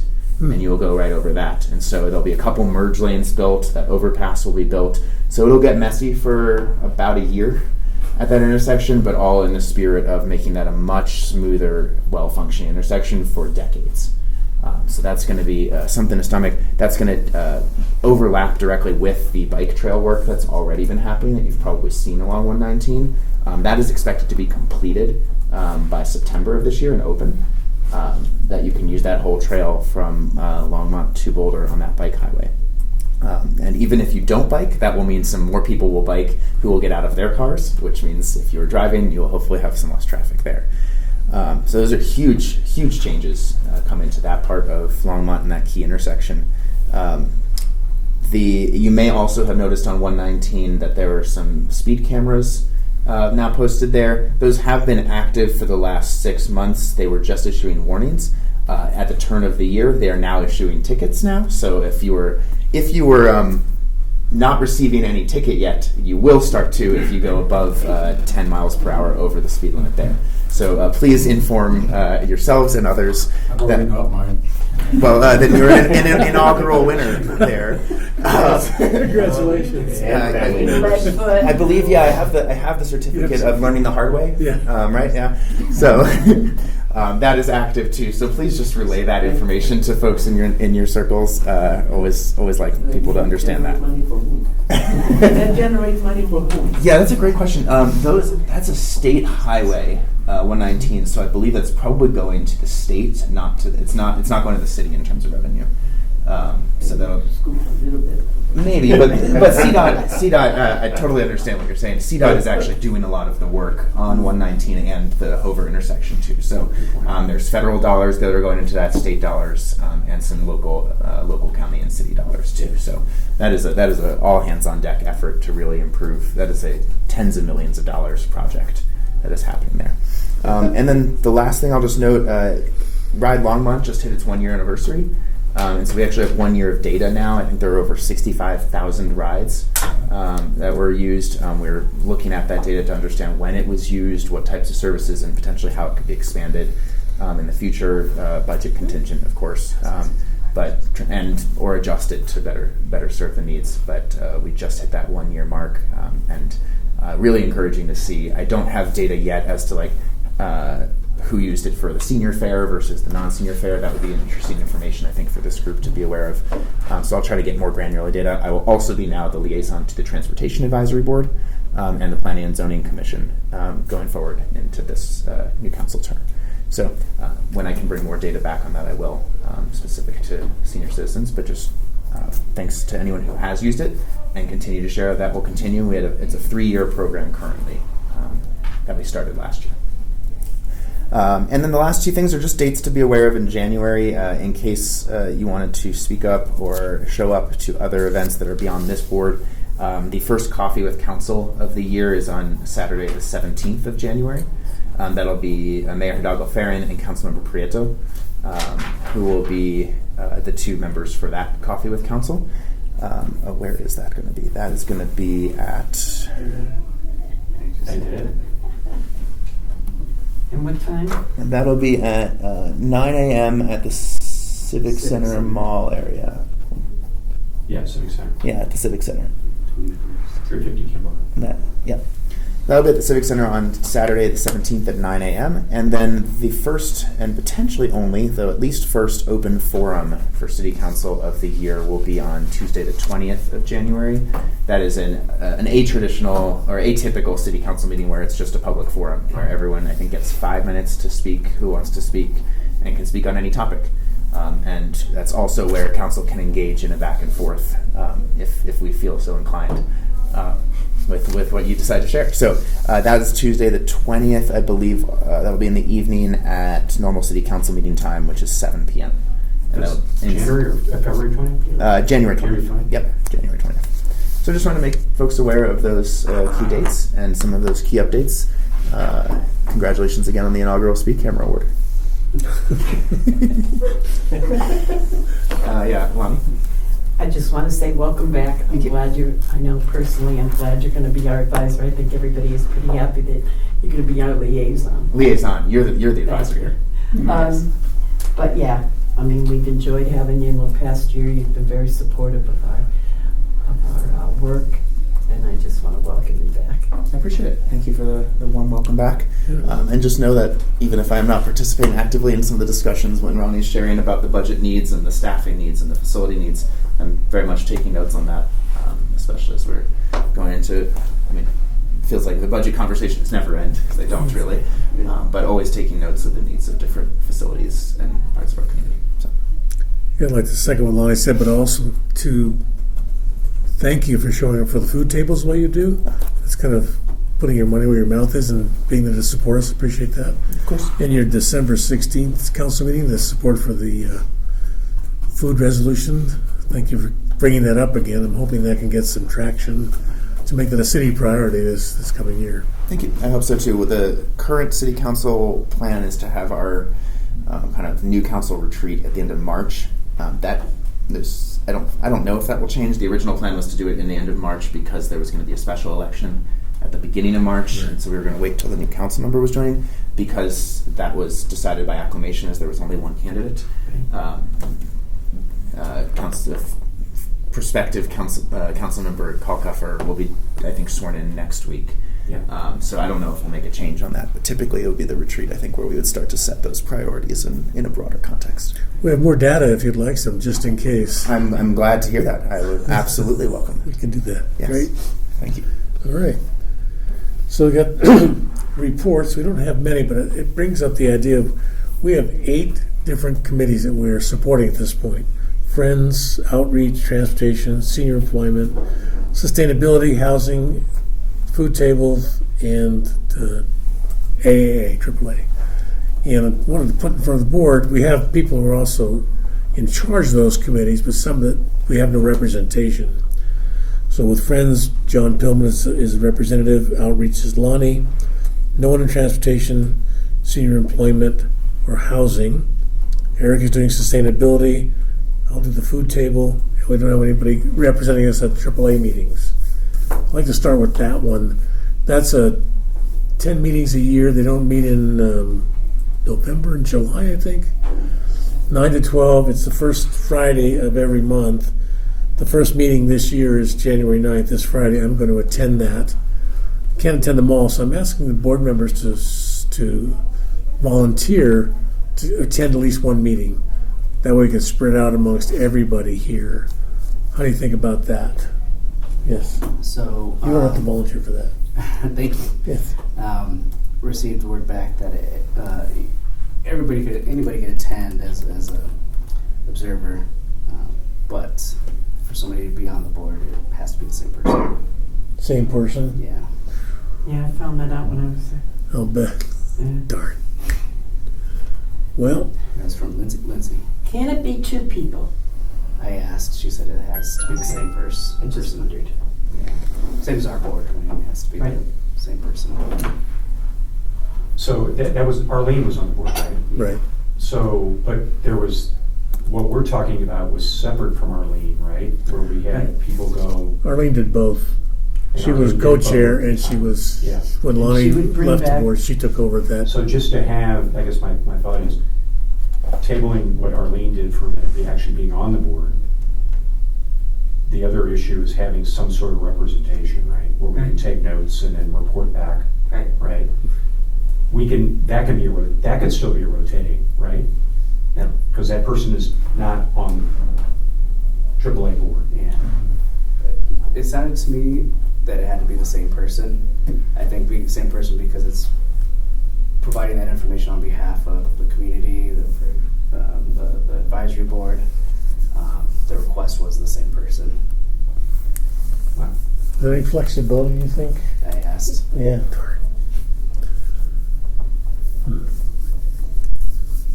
Look, I'll go to the first meeting. Let me think about that for future Maybe meetings. you talk to them. Maybe Yeah. come into- May ask them.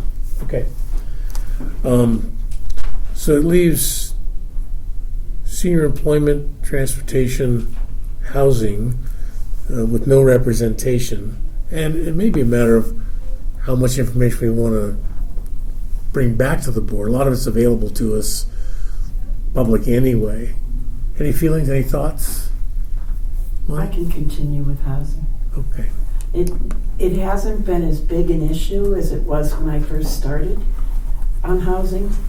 You know, there was a lot of information to bring back and a lot of information to disseminate throughout the committee, the advisory board. I can do that. It just seems like there's less information Okay. to share. They've kind of leveled out in the work that we've been doing. Although we can always have somebody from the housing authority come and speak at a monthly meeting. Yeah, I want to talk about that in a Just second. update everybody on I it, think, sure. yeah, I think we'll talk about that in a second, about who we want to have come in and speak to us. Sure. Housing could be one. That leaves transportation and senior employment. Dave, I can speak on senior employment. So no real updates, but Dave and I talked before the meeting. We're going to get together over the next couple of weeks and formulate a plan Okay. going forward into 2026 in terms of what we think we want to try to accomplish in that regard. Okay, great. Well, Eric? Sustainability and food table are sort of in the same bailiwick, so maybe those should be joined together. Okay. Would you like to take on the food table? I'll take on the food table. Okay, great. That leaves transportation. Transportation. I don't know enough about it. That may be another one that's got, there's not as much information coming back. I don't know. What are your thoughts? Well, for a while it was about ride Ride Longmont Longmont. and things like that. But now that's kind of leveled out. So I don't know if there's a need to have someone reporting monthly. Okay. I would agree with that. That was my thought. Where's there information available publicly for that? Just, On the city website, okay. yeah. All right. Well, Or on, do they have a separate website, For Ride transportation. Longmont or anything like that? Other than the actual application itself, Just to get the no. rides. There's a. I mean, you can go to the city Ride with Via website, which is where you download the app. But no, otherwise it would just be the city website Okay. there. So it would show things like the other transportation, what's the, Via. yeah, Via. In terms of other transportation services that exist in the region, Does it show what are available and then to designate to go to their separate sites, or how does that work? yeah. So if you go to bus transit services for the city of Longmont, that's where you can find Via Mobility Services. You can find Ride Longmont. You can find Ride Free Longmont. RTD information, Fast Tracks, Flex Ride. That's all on one page. If you search just bus transit services, Good. so that's generally where that is. Transit. Yeah, bus/transit services is where that's listed. Okay. And then from there, you can also see easy access to various bike information and walking and share the road regulations and all those rules too. Okay. That's pretty much what transportation encompasses, so You know, if it becomes an issue, That we is our can, reference point. Anybody who wants more information, that would be good enough. yeah, good point. Well, and if this group is interested, I'll be the monthly liaison to both the Transportation Advisory Board for the city, but also for the Denver Regional Council of Governments and for Northwest Rail Commission going forward too. So as this group is interested, if you have questions, I'm more than happy to just use some of my report time to, give you some regional transportation updates, since I know the transit services are so valuable here. You could do the transportation report. The de facto basically, Yeah. You end up doing it. Thank you for volunteering for that one. Good. Just want to share that area agency on AAA deadline is January 16th. 16th. Yeah. Well, fortunately, there's a meeting on Friday. I'll see if we can talk to them about it. But my question to her was, and the way I framed it was off that recommendation, requesting, my computer's getting back. Question from the advisory board: can the board rotate members based on availability to attend as a representative, or does it have to be one person as an official representative? And she said it has to be the one member to fill the spot without rotating. Okay. And one point is because they need to vote.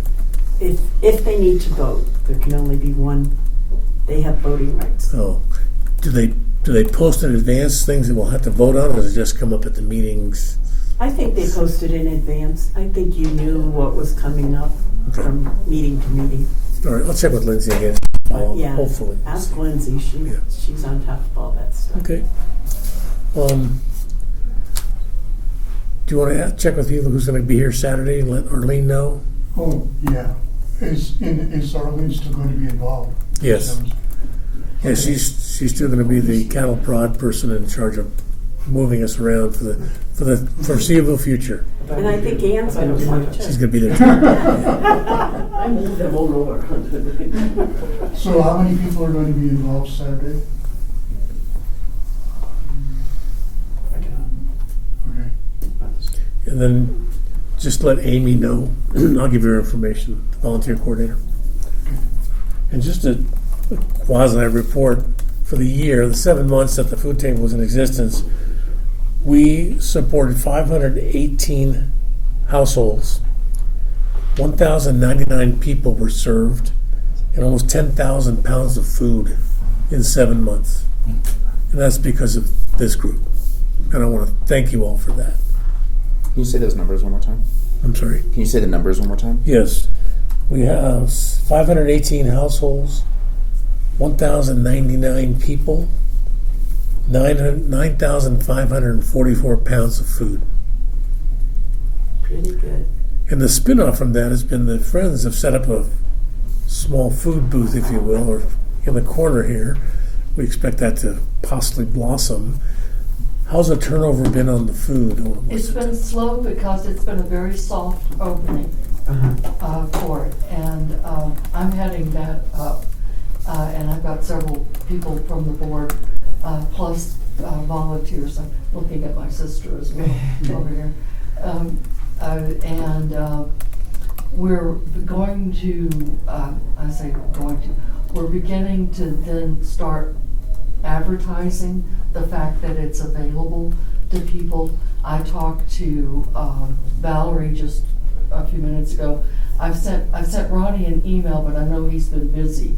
So I don't know whether you've seen it.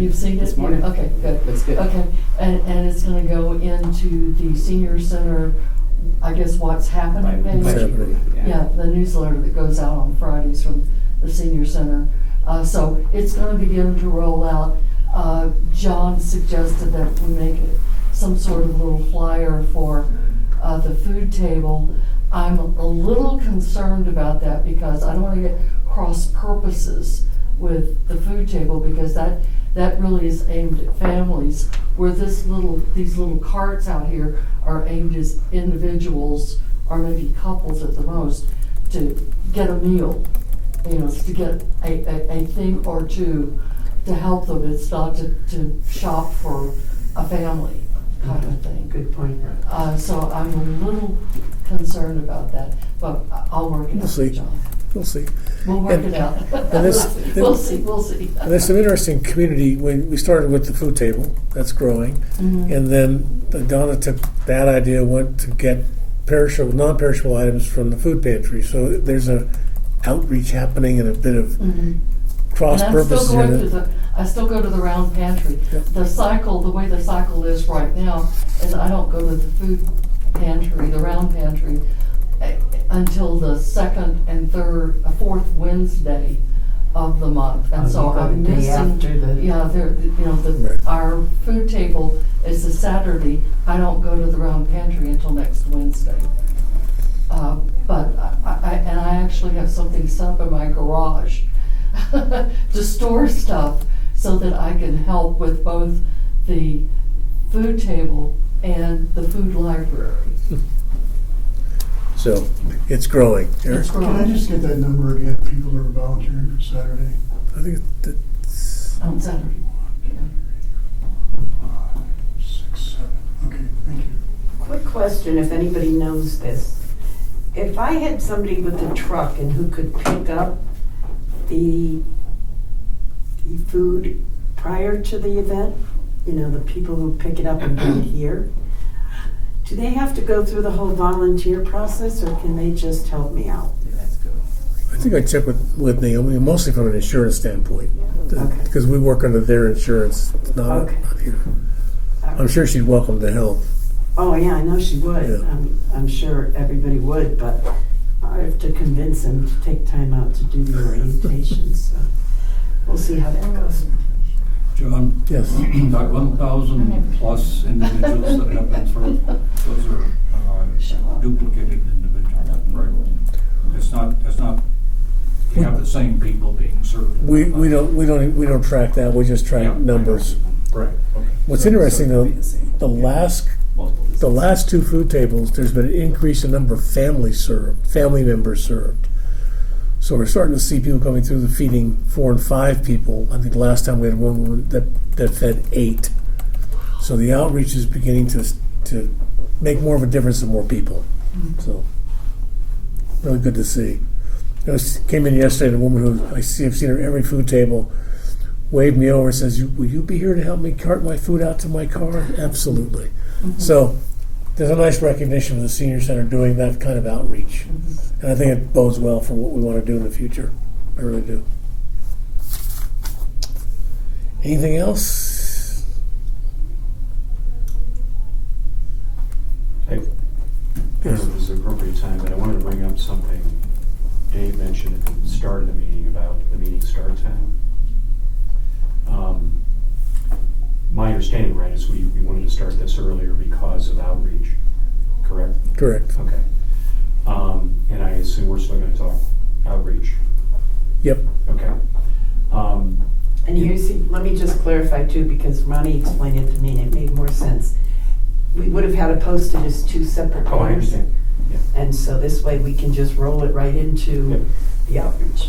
My And only even if we get done early, we can start outreach right away. my thought is that, and I'd like opinions on this. I think we can dedicate, I don't think we need an entire hour each meeting for outreach. I think we can do it in 30 minutes. And my recommendation is that we start the meeting instead of 9, we start it at 9:30, with the understanding that 30 minutes will be for outreach, 2 hours will be for our normal meeting. And I think we can accomplish that. I think that's enough time. Anyway, I'd like some opinion on that. Do you mean still have outreach at the end, right? I don't really care. It could be the first 30 minutes or the last 30 minutes. It doesn't To have it first was what caused the problem. So to have it last was what solved the problem. I don't think the first 30 minutes would be a problem, because as long as the cameras are set up and we're recording, I think that was the issue. It was posting them too. Posting it and doing the extra work. Eric had already said that he would do the 9 o'clock meeting. That really wasn't a big deal. But it was getting approval for 2 separate meetings, posting 2 separate meetings. Apparently that caused some.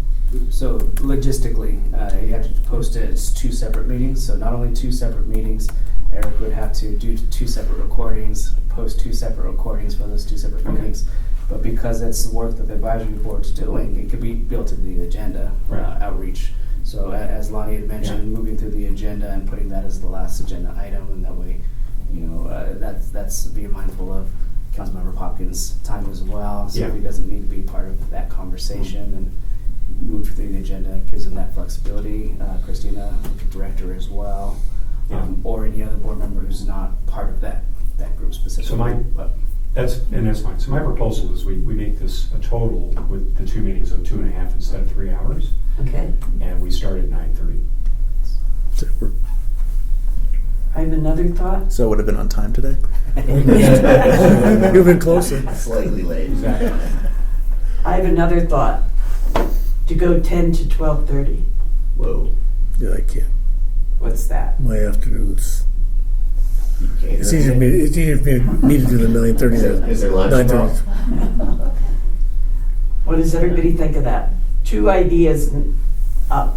What does everybody think of 9:30? What does everybody think of 10 o'clock? You want to start with 9:30? I prefer 9:30. Yeah, I would too. Same, You would? 9:30 here. Yeah, Yeah. same here. Okay. That That work for seems you? like the general I'll opinion. make it this All way. right. Bonnie, how about you? That still allows us to operate within the scheduled room space right now. So start at 9:30, finish at 12. 9:30 to 12 or 9:30 to 11? We still go to 12. 12? Do it. 9:30 to 12. We still have till 12, right? Yeah. And then I was saying, I don't have a question. Do we adjourn this meeting and then start So- outreach? Or we can start outreach anytime we're done? Right. Just transition to the next agenda item. Okay. But again, if it's more, because that falls under your open discussion, it's just board updates, open discussion, falls under that. Okay. But then again, mindful of. So everything's rolled up into one meeting. Yeah. Right. Yeah. Right. Okay.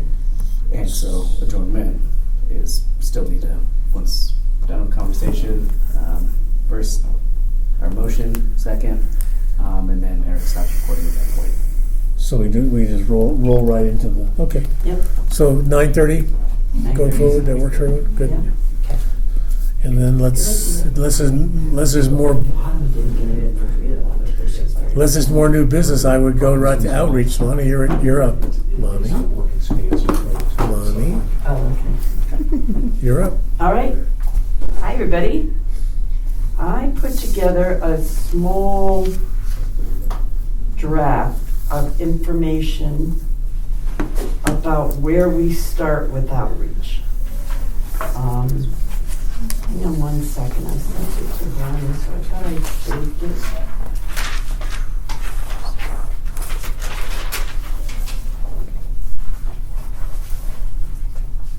John, you misunderstood something. I thought that only the outreach committee members would continue on with the meeting. Is the whole board going to do that? I think it's open to I got a any. problem. I made a commitment at 11 o'clock because I thought it was going to be from 9 to 11. Then just the committee was going to be going from 11 to whatever. Yeah, I think if you're not part of the committee, if you'd like, that's fine. You're okay Yeah, to you're- just leave whenever you can. You know, Yeah, you need to. Yeah, I need to today. Okay. I didn't understand. Dave, I can fill you in too when we get together on our other topic. Right. I can fill you in if you like. Okay. Did I send you an an email that with an attachment on it? I don't think so. Aye. Okay. Short meeting. Okay. Slacker. I'll look on my desktop and I'll see it's like on hold or something. Okay, so to begin with outreach, I would like to get an idea of what we're going to be discussing and what we're going to use as reference. I think this is going to educate all of us on how to present to the public and how to talk about the senior center. Ronnie, were you able to get a flyer? For the outreach. Yeah. So not yet. I have a Okay. meeting coming up to look at some of those details because we were looking at March, right? Yeah. Yeah. We could have a flyer. We could keep it very simple. we could simply have a packet available that we would use whenever we do any presentations. That way, even if a pop-up comes up where we can jump into something that's going on in the community, we know what we have. We just use the same thing that, we use our standard packet that we've developed for it. So we need to come up with that. Also the places, and I did have a list of where we could start to talk to, where we could start to reach out. And I think there's 2 different categories that kind of balance each other out. I think there are the 8 communities, maybe not all 8, but the housing authorities' properties. There's at least 6 that are regarding older Americans, have older Americans living there. So we could go to those places. This would be, as we talked about, our tryout, our dress rehearsal. We could use Village on Main, and then talk to the people in the various housing communities. There are also other housing communities beyond that. We could look at doing those. At the same time, I would like to get out to like the Rotaries, the Kiwanis, the people who could in their membership have the age group that would be interested in coming to the senior center. They also could be people who would possibly be interested in supporting the senior center, in doing anything where if you wanted to do any fundraising. Mm-hmm. These may be people who would say, geez, I think it's a great thing going on in the city, let's give some money to it. And so I think that's another way to go at the same time. We can do this slowly. We're going to be doing this in baby steps, because let's remember, we don't want a whole bunch of people coming to the front door saying, we now want to sign up for the senior center if we don't have the room for it. Or we don't want to have people coming and saying, we found out these services are available, we want to make appointments, and finding out they're doing it 6 months or 6 weeks, out. So we don't need to rush this at all, but we want to be clear about what we're doing. So what does everybody think? What's all your input on what I've just said? I like the idea of doing a trial to test our message and refine it. The one area I think that would be I think that'd be a nice problem to have if we had people banging on the door. I understand throttling it for maybe a different reason, and it's just to make sure that we've got a really good, refined message going forward. Mm-hmm. But I don't think we're going to run into the risk of having a flood of people if we move more aggressively. Does that make sense? Yeah. I don't think that's going to be our issue. I think our issue is more that we're all delivering a consistent message, and that we've got to refine to the point that that the folks that we're delivering the message to are receiving it properly. Anybody else? What sort of message? What is our message that we want to get out? I think start there. That's a great point. Yeah. And I want to make sure that we have a message that's consistent, and then pick the places we can test with. So what would be our message, do you think? What do we want to say to people? What goes on here at the senior center? What the senior center has to offer everybody? And so kind of couple things to piggyback on what Lonnie had mentioned. So when this conversation first started, it started because of 2 data points from that Boulder County Aging report. It was it 28% of seniors in the Longmont community know about the senior center and use those services, right. And it was something like 35% of seniors in Longmont reports feelings of loneliness. And so with those data points of, well, only 28% of our Longmont seniors are accessing the senior center, and then there was that, what was it, 38%? Reporting feeling lonely. It's okay, well, how do we bring awareness for socialization, right? and awareness of the programs and the services. You know, and we were really being intentional with that being the message of awareness, because you know, I know you mentioned that you don't think there would be an increase, and a good problem to have. Outside looking in, if I'm somebody who is finding out about these resources and a big need, and there is that increase now, that 4 to 6 weeks gets pushed out to a You're talking longer about resource, right. Your what do you call Support it? services or Your support counseling services staff. Yeah. And- Resource specialist. Yeah. Right, and you know, it can create that That's a good longer wait list. Of course, that with that awareness, then right, it's good for people to be aware, or the community to be aware.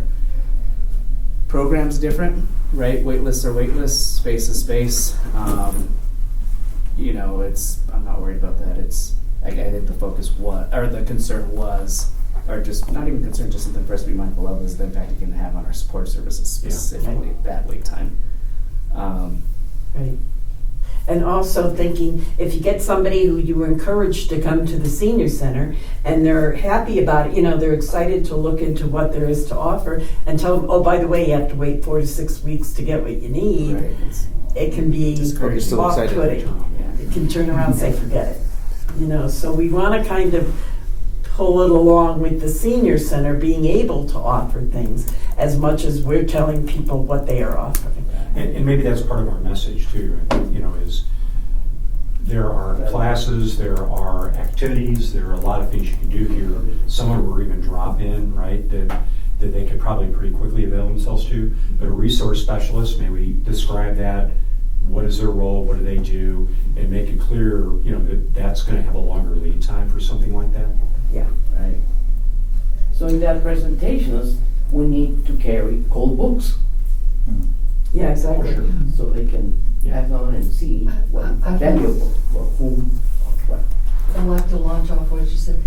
One of the key places, again, just getting information out, is the local doctors' offices, especially the general practitioners and especially the general practitioners who see seniors. And if they have copies of the Go and copies of the resources, since now they've been separated, they have resources available to them as they recognize what's being needed by the individual that they're talking to at that time. So they can hand them a Go. If there is loneliness that is detected or needed, here's a place you can go, literally go, to go and participate in whatever. But if they need services, there's that services thing that they can utilize and help launch that. Yeah. So if you can just see that the doctor's offices, my own practitioner, who is a geriatric specialist, I see that she gets goes. I grab them and take them physically to her so that she has Oh, you them bring them to her? and can utilize them. You bring them to her? I bring them to her. Okay. We're talking about doctors, whatever, then you talk about the Clínica Salud. Salud Clinic. Right. Gets a bunch of people. Dentists or. I mean, that's a really Yeah. soft and quick solution Right. to get, Our I mean, center- for our center outreach gets is those just to people. make sure that the doctors who see people Yeah. can have the information in There's a front of them podiatrist and that's are on our aware. list. Yeah. That gets them every month, or Yeah. every quarter, Yeah. whatever. So if you just do that, you know, individually with your own doctor. I see Dr. Lyset. I don't know if the rest of you do, but I see that her office gets supplied with Go magazines and with the supplement The as well. resource one, yeah. So Yeah. I want us to be, just remind this group to keep in mind and keep a few things in front of us while we do this work and start building this and unpacking. Same approach that we took towards the food table, the once a month, sustainability, right? How do we develop something that is sustainable? So it's not just a one and done. So what we did is a lot of work. We talked about it for I think a couple of years, right? Looked at a couple different options. The direction the board went with finally was maybe it's not us that needs to do this work as a board, right? people coming and going, seeing the value, schedules, flexibility, availability. It was a how do we partner with someone who's already doing this work and be that support in the process. We give them the space, they do the scheduling, they get the schedule the volunteers, they coordinate the food, they communicate out. This board just connected those dots. So while we're doing this outreach, I want us to be mindful of a few things. The sustainability piece, how do we keep this ongoing? How do we look at our resources? I would love for everybody in this work that we're doing to have a resource, a Go magazine. We ran out of those, a month early last season. Really? Because of those increases that we're seeing, people coming in through our door. And so we need to keep those those Go magazines available for the participants, not for the informational piece. Because each magazine is roughly almost $10 a magazine. Our budget can't support production of another couple thousand, right? So I got 2 cents before I leave. Sure. Maybe 3. I think the message is twofold. One is it's kind of an output. What are the kinds of services we have to offer? Make sure that's spread around. The other part we don't want to forget is input as far as are there unmet needs out there that we need to pick up on and provide some kind of service for. So I think it works both ways. Okay. The other thing is, did you mention service groups? Yes. I Like think service Rotary, like Kiwanis. Kiwanis, like that type Right, of thing. I think that's a really good idea. And I think that could build a lot of indirect support, Right. speakers for lunch or something like that. And I think there's a lot of ways we could use that leverage, Yep. through those people. Right. So these There you go. additional, Thanks, Dave. so these additional locations where we're sharing out who we are, services we provide, that awareness. Maybe it's not the Go catalog. Maybe it's a flyer that has a QR code that they can scan, Exactly. and it takes them directly to the online catalog versus the physical copy that costs us money, right? So how do we use our resources? Obviously, we want to go as cheap as possible, free if possible, versus trying to figure out a way where we can, because our budget can't support producing more Go magazines, and we're running out for those who are already here, already attending programs. In another area, how they can support and how they can donate, Yep. Yeah, That's what the Friends is working on right now too, is that outreach as well. Yeah. Twofold.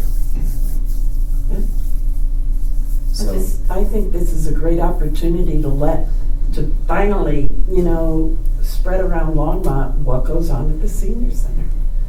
And really do it, not just for people who are 55 and older, but people who are business people who, do a lot of community service in Longmont. Because the one under the road, you have a lot of money. So, Yeah. they need to know where they can live. Once we get the presentation is given, and what he's offering, that some of their loved ones or neighbors can use it, then they know that hey, scoop up some money, you're never over here. We need it. do they have $3.5 million? What do you think? From an outsider's viewpoint here, I think that cross promotion is very, very impactful and can be very valuable to you, meaning partnering with Rotary and what have you. My involvement here is I'm aging. I saw it on the website. I saw it at 9 o'clock on the website. And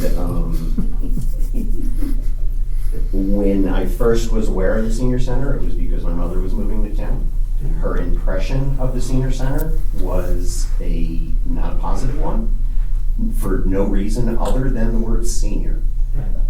And when I was communicating with her, it was old biddies. Old biddies is what she didn't want to deal We with. don't need that yet. When she came in for her first quilting class, she walked in the room and basically said, well, you ladies ain't old. There's a barrier to entry that comes along with the senior center. And I don't know if there's a way to market this differently and by eliminating the word senior. Because I've heard a lot of talk tonight or today about The services provided, services provided. This center is so much more than services provided, especially to my mother, who is a weekly participant here, actually daily sometimes. And I will probably enjoy ping pong here.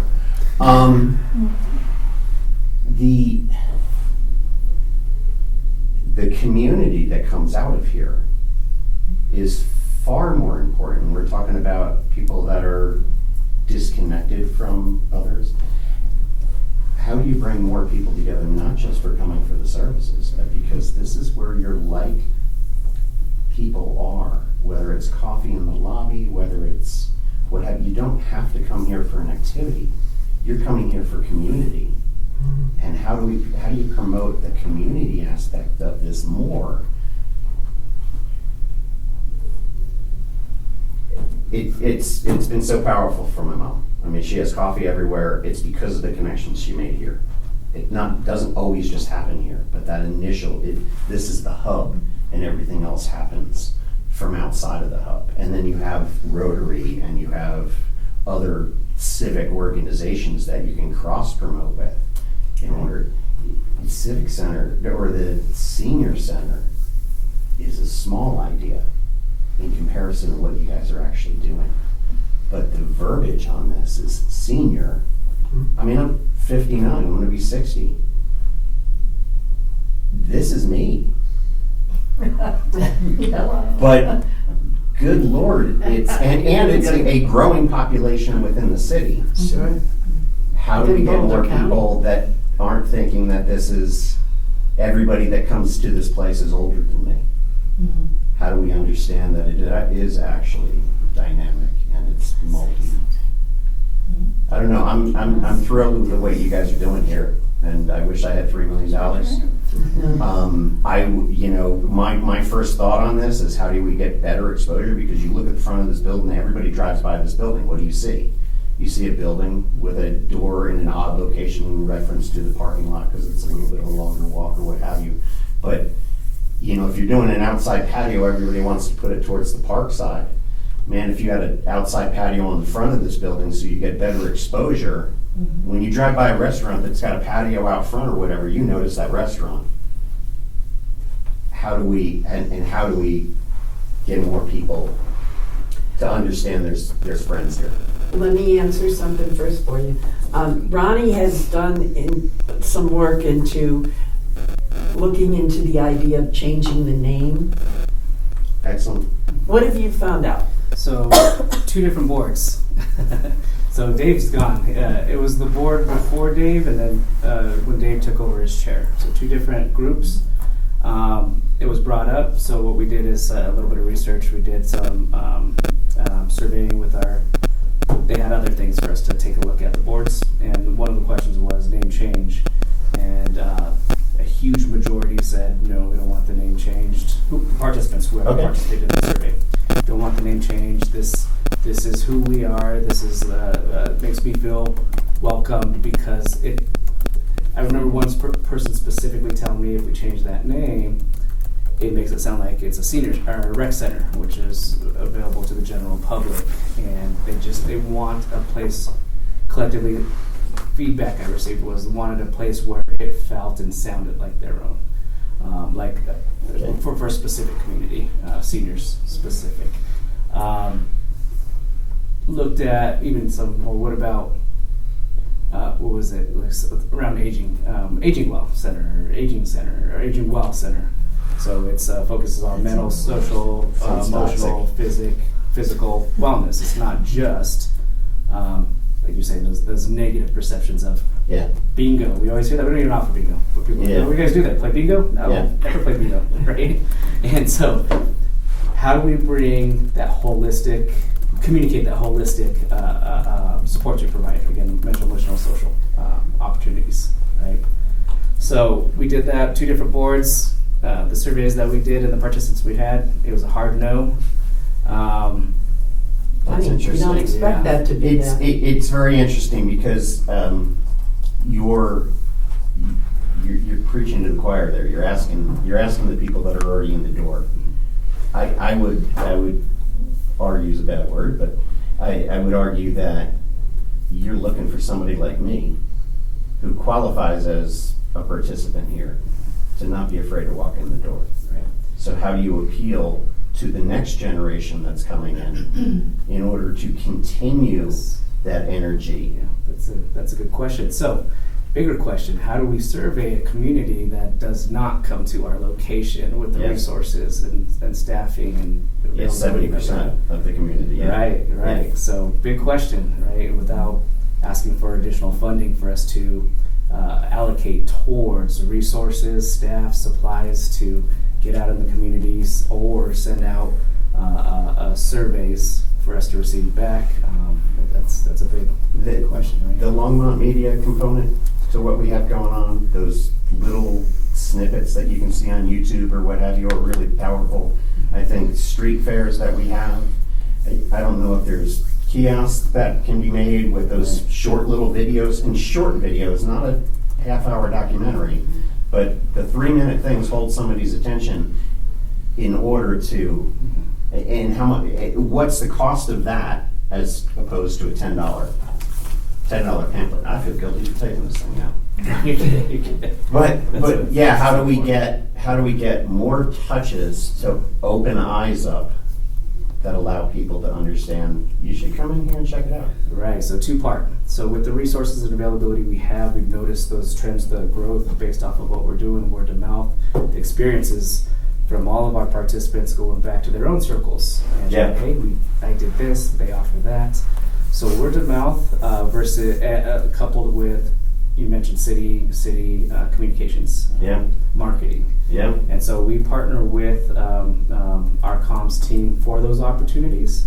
And that's why we also partner with, I wish they could get us every single week. We're on a big rotation, right? Their marketing model is we have to distribute a minimal amount of communications to our community so things don't get buried and lost. Mm-hmm. And so where do we fall in that communication to the community along with all the other departments around the city with their communications, their own marketing as well.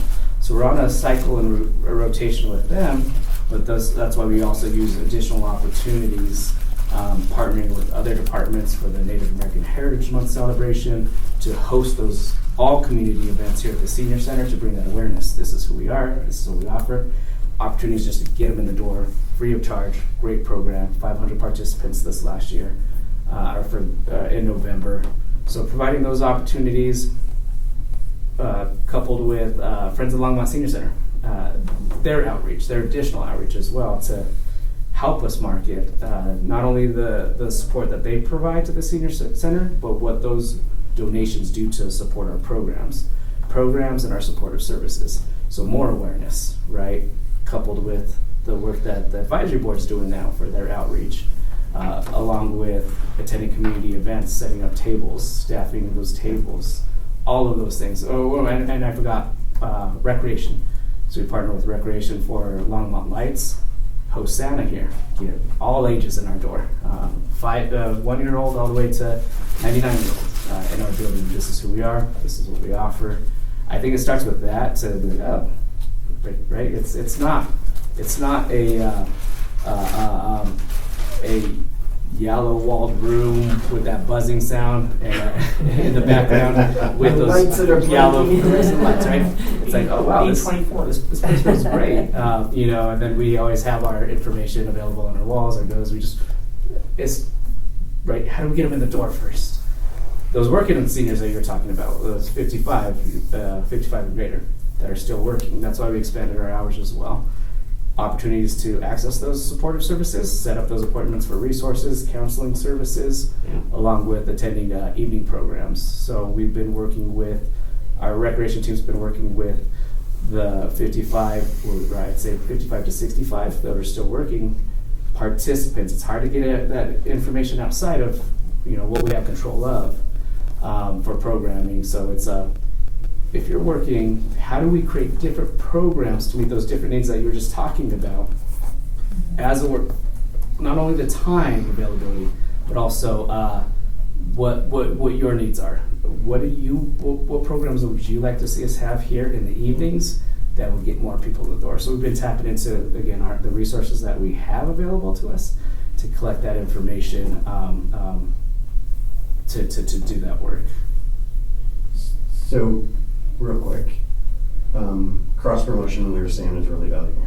If you can cross promote with, we're going to see what the numbers are for Longmont Ride and what the percentage of seniors are doing that. Can you cross promote with Longmont Ride? Because if they're getting in a vehicle to go shopping or what have you, they should know about this as well. And then the housing component of it as well. I know I said something good when he starts writing something down. To get him to think is So interesting. you're saying that inside the Longmont Ride, or Ride Longmont? Whether it's being could be in info, could be a flyer about it the- could be when you sign up for Longmont Ride and you go to get that senior discount, because you're gonna pay $1 because of your age thing. Right. Is there a connection to a senior center information? Interesting. Is there connection to senior center information when you're applying for a discount on your taxes? How do you get those little cross promotions so that there's awareness? But what you were saying a little bit earlier, which is the word of mouth, that is the most valuable. Yeah. And to the gentleman that was sitting, who left earlier, he was saying, how do we get in front of city council and how do we let them know or what have you? Honest to God, don't undervalue the 3 minutes of public invited to be heard. Because if you got somebody that's going up to public invited to be heard, and don't wait till you're asking for money. Go to public invited to be heard Experiences. and speak to the positive things that you've done at the senior center or seen at the senior center, or you don't have to give a big thing, but give a little snippet so the senior center is said, is spoken at every city council meeting in a positive light, so that we're just doing awareness. We're not asking for an agenda. There's not a committee involved in it. There's none of that. It's senior center's great. They just did a trip to Holland. We just had the successful food thing. It doesn't have to be a lot of details, but it's in the conversation, the daily conversation of the city.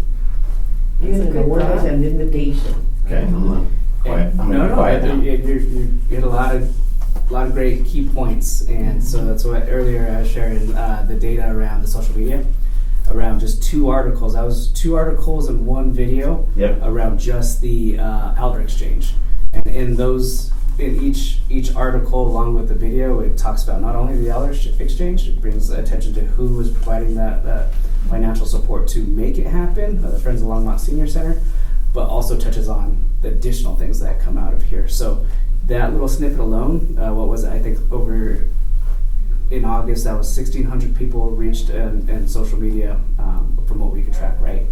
In such a short period of time, that how many of those don't know who we are, fall in that 55 and greater age demographic, in our city limits and outside of our city limits. Like, oh shoot, they got a lot of good stuff going on over there, and I mean, This is great. there's a lot of moving things. How do we get all this information out through? I mentioned, how do we be strategic? So we use the resources that are available versus having to ask for more, going in front of the council, ask for more, or my budget request for more. How to use the resources that we have to not only accomplish that goal, but get that word out. And there's a lot of good work in place right now between the Friends Advisory Board and the things that we're currently doing, bringing more departments into our facility. And those numbers, those attendance numbers, the wait list, the counseling services, the supportive services, the wait list for trips and on-site programs, our drop-in programs, everything is increasing because we continue to keep pumping that out as much as possible. This past year, I think it was around 4, if not 5 different articles from Times Call, Boulder Daily Camera, and city website, and then Colorado Sun, around who we are, what we do. We got those 2 new vehicles again from the Friends. Big article on what that allows, how many people will come off the wait list, how many more people get to participate, why that request even came, and why it was approved. So a lot of good information continue to go out when these good things happen. So how do we keep that momentum? Hey, I think you're doing a great job.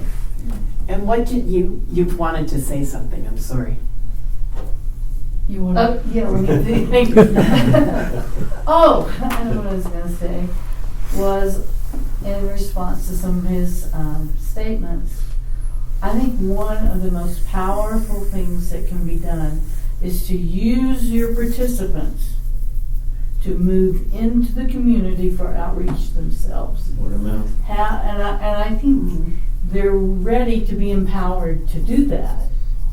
I think it might possibly be underused here. Anything, a little encouragement? Yeah, we Need a need a button. little direction. A button that says, ask me about the senior center. I mean, and I'm thinking maybe something even bigger long-term is there is a rich community of classes here that offer people to make things. The seniors make them, they don't have anywhere to put them. Why not have something like a sale once a year, and let the seniors come and have their own booth, and part of the funds go here, part they might keep. And they can talk to people in the public, and they can come and say, oh, how'd you learn how to do that? Oh, senior center. Or, I don't know. I'm just thinking things like that to actually be empowering the people that are here using it. Sure. And outreach. I agree, absolutely. Thank you. I like that And idea. as you mentioned, an opportunity that the impact of the word of mouth, right? Yeah. That's why we're so intentional on creating positive experiences, right? Through wellness classes, free of charge, minimal charges, $2 classes, trying to keep our trips provide more opportunities outside of city limits, right, through our buses, and make them affordable as possible. So that word of mouth, really intentional in creating a great experience for all of our participants, whether it be supportive services, resource connections to resources, counseling services, our programs, and where was I going with that? And with that, what that does is our friends, right, are the donations that come through, and Donna could probably talk about that. Yeah. We get large donations from our participants because they want to give back and provide more opportunity because they know how they felt here at the senior center, and they want to continue to give those opportunities to additional seniors in our community. And so we try to be really intentional with that because of how important that word of mouth is and the impact it has on donations as well. And the Friends are working very hard and diligently right now. We've just acquired a new CRM, which is Customer Relationship Management System, which is going to give us about 10 times more capability in outreach and attracting, increasing our donor base in the community. But we're just getting started on it, and our learning curve looks like this. But we just, as I said, we just engaged with it. I do want to go back to one thing that Ronnie said that I think is important and that we've got to understand, that we're really dealing with a very large community base. We have the seniors who are 55 to 65 who are just coming into the system, and they're very much more technology based than the current members that are participating, outgoing participants who are the 65 to 85 to 90 plus community that are already engaged in the senior center. And the mention of QR codes is what got me going on it, because I don't use a QR code. I hate them. I will not, I won't have anything Let's to do. try not to hate. I try not to hate, but I won't use it. Partly because I have to do a special thing on my phone in order to even operationalize the darn thing. However, I do recognize that younger seniors and younger people use them all the time. It's no big deal at all. So for the younger people, a QR code's a great thing. They should use it. We should actually make it available. And I could see that having a little flyer in one of those sleeves in the ride Longmont that, want to know more about the senior center? Click on this QR code. I think it's a great idea. But for the older members, the paper go is the thing they utilize. the Go on the website, on the city website, you don't want to hear my opinion of it. It's too hard to use if you're over 65, 75, and you're not used to really using a website to register and all that. It's very difficult. And the improvements that were made to it, unfortunately, weren't all that great. Especially as a first option. For, You can learn it. as the first option, yeah. Improvements I mean, to- may want to have a class with the SETC to help people learn how to navigate the Go online. Well, we don't force anybody into, right? That's why we have two different options for Yeah, everything. Paper right. copy, I online. understand, Same as but registration. the Go is heavily utilized on paper, especially with the seniors over 70, because they don't really want Right. to go onto the I website. agree with you. So, and that's the reason I was talking about going to the geriatric, to the doctors who, with the Goes, with the paper version. And then there's just lots of things that we can do, just lots of Oh, yeah. things. And I think this year, because the Friends and with, yeah. Continue.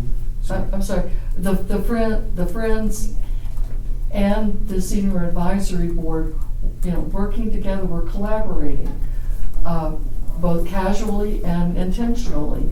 And I think that's going to really put us in a much better place by the end of this year. So it's gonna be exciting. Yeah. John, you had something you wanted to say? Did you? Scott wanted to finish off one thing. I do. Oh, okay. I do. I thought you had said earlier that you Said had something, I heard a couple of things here over the last little bit. The Go is really valuable. It's very valuable. The Go is really expensive.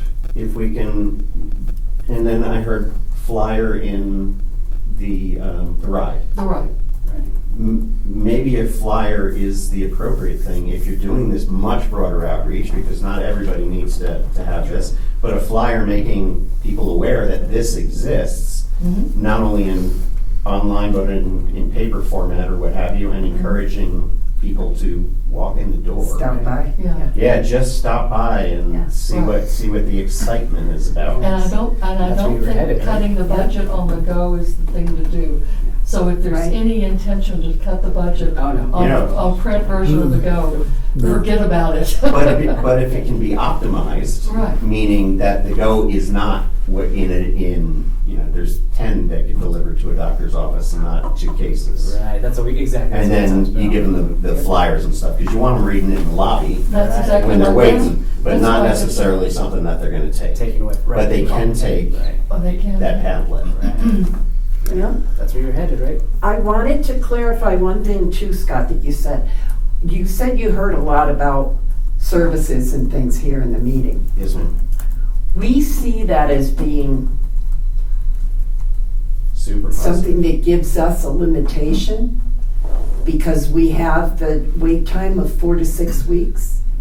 So we see that as being something that we have to be careful about, adding people, having more and more people come in. For the services? For the services. However, you heard a lot about it because we already know that the other activities that go on can be a lot more flexible. Is that making sense? Mhm. We're not saying that the only important thing is the services and the things like that that are available through resource specialists, Mhm. but resource specialists' availability make it a limitation.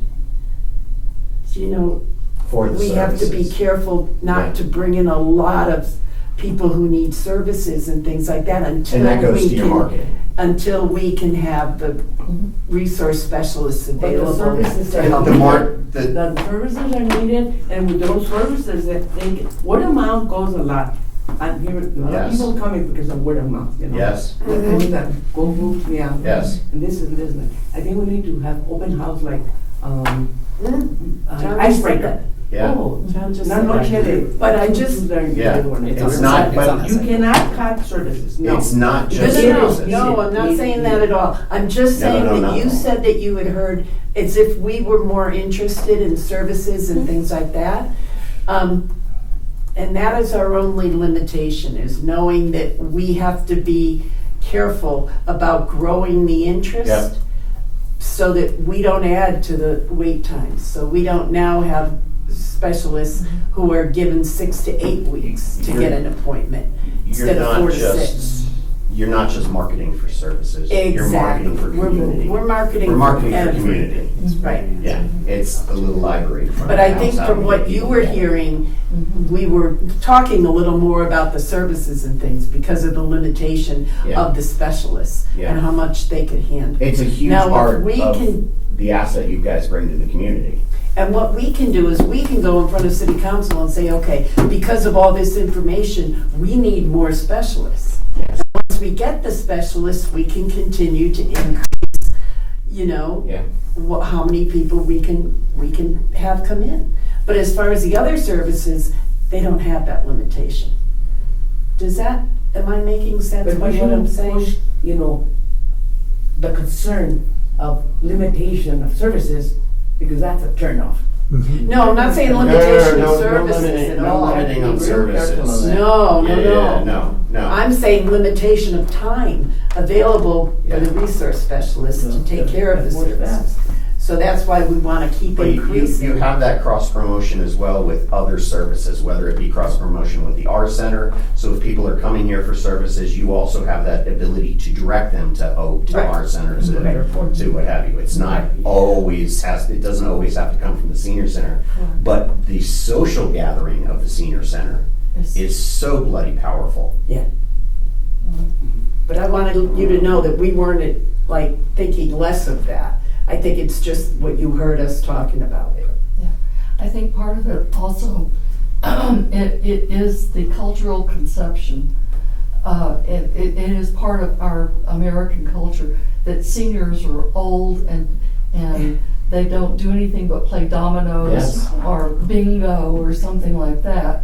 And we don't even do, we do singo, but we don't do bingo here at the. And that was the first time in 3 years that Yeah. I've been here. Yeah. That's, And Yeah, it- how it's do a you very- get past Yeah, it's how a do you get very- past that old attitude? Right, it's a Sorry? very. The public needs to be educated as to what a senior is, not have the senior change Yeah. what we're called. And Yeah. that education is gonna have to come out from us. Yeah, Right, Yeah, we it invite is. people for They do. loteria in Spanish. They do. I said, good for you to come and learn and start a little bit of bilingual Uh-huh. with the Indian, with the Apache, with the Berta. So Mhm. it's helpful, but Mhm. we are inviting, no, come, you'll enjoy it. You'll enjoy it. It's not Exactly. just for seniors, you're acting as if you become a pain out of pain, Yeah. staying in there, Mhm. and come out, have your kids bring you. It's open for everybody, and that's my outreach and convincing people that, no, you belong here. The availability of the rooms is going to be powerful as you move forward. Mhm. Because you're talking about bringing people in or renting to outside of the senior narrative Right. in order to bring people here. And it just happens to be, where is it taking place? Oh, it's at the senior center. It's not a senior event, but it's at the senior center, and it becomes more of that community hub. And with the new equipment, all the rooms are gonna have more availability to have meetings that people from the outside look for. Yeah. With the good smart board and all that, Yeah. they want those for meetings, so if we They can get a provide meeting at that, the library is that could difficult or definitely- whatever, so adding these things is really important. John said something too, I want, about Oh, the. just one, Marta. Open house? Have we done those in the past? Are we doing those in the 3-year future? cycle. And so we're looking at, I think it would be fall of next year. Or this fall, this coming fall. This fall we'll do one. Every 2 years we do it? Every 3 years. 3? Yeah. So, Corresponds with the Golden Jubilee. yeah. Yeah, I was gonna bring up, I didn't So- want to put that so- can of worms, but. And that's gonna be a natural. But we've outreach, got, right? I know Ronnie's in planning, Yeah. and we're gonna be talking about that because I know the Friends are going to be involved, and doing things with the Golden Jubilee that's coming up for the senior center. And when is that? What's the time frame on That'll that? be in November. Okay. So, so big picture, right? 50-year celebration, we're looking at a lot of different departments to do a lot of things in-house, our current programs, our boards, and it's going to be, we're talking about that marketing, so that's going to be marketed very well around the community as well.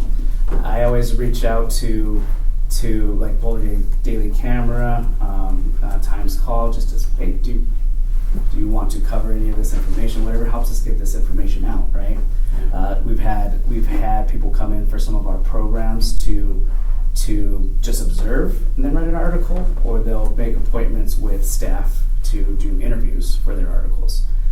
So we have that 50-year celebration. It's going to be a big event we're looking at a couple weeks time, different programs, different hands-on versus informative versus let's take a look at the past, all of those different things.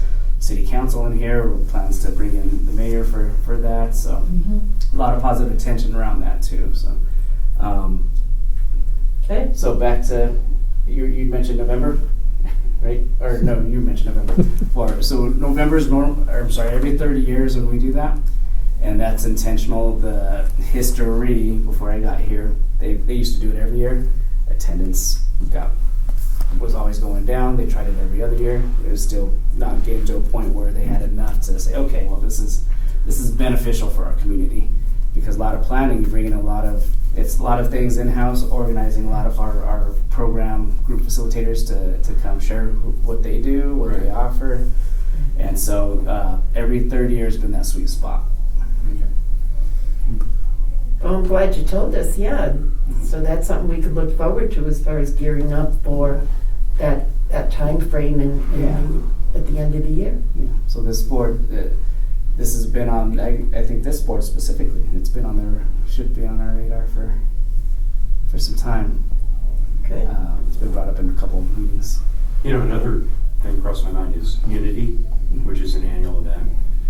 We can Representation. We can represent it, we can have a booth. Yeah, I see a lot of that starting to develop from this idea of the outreach. Yeah. Get in the community, we could have a booth there, tent, whatever.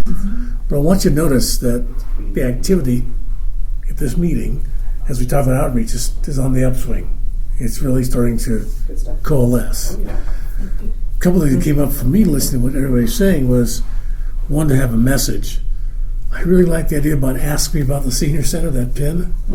So I want you to consider being able to go back to the Friends and ask for some support financially for things like that.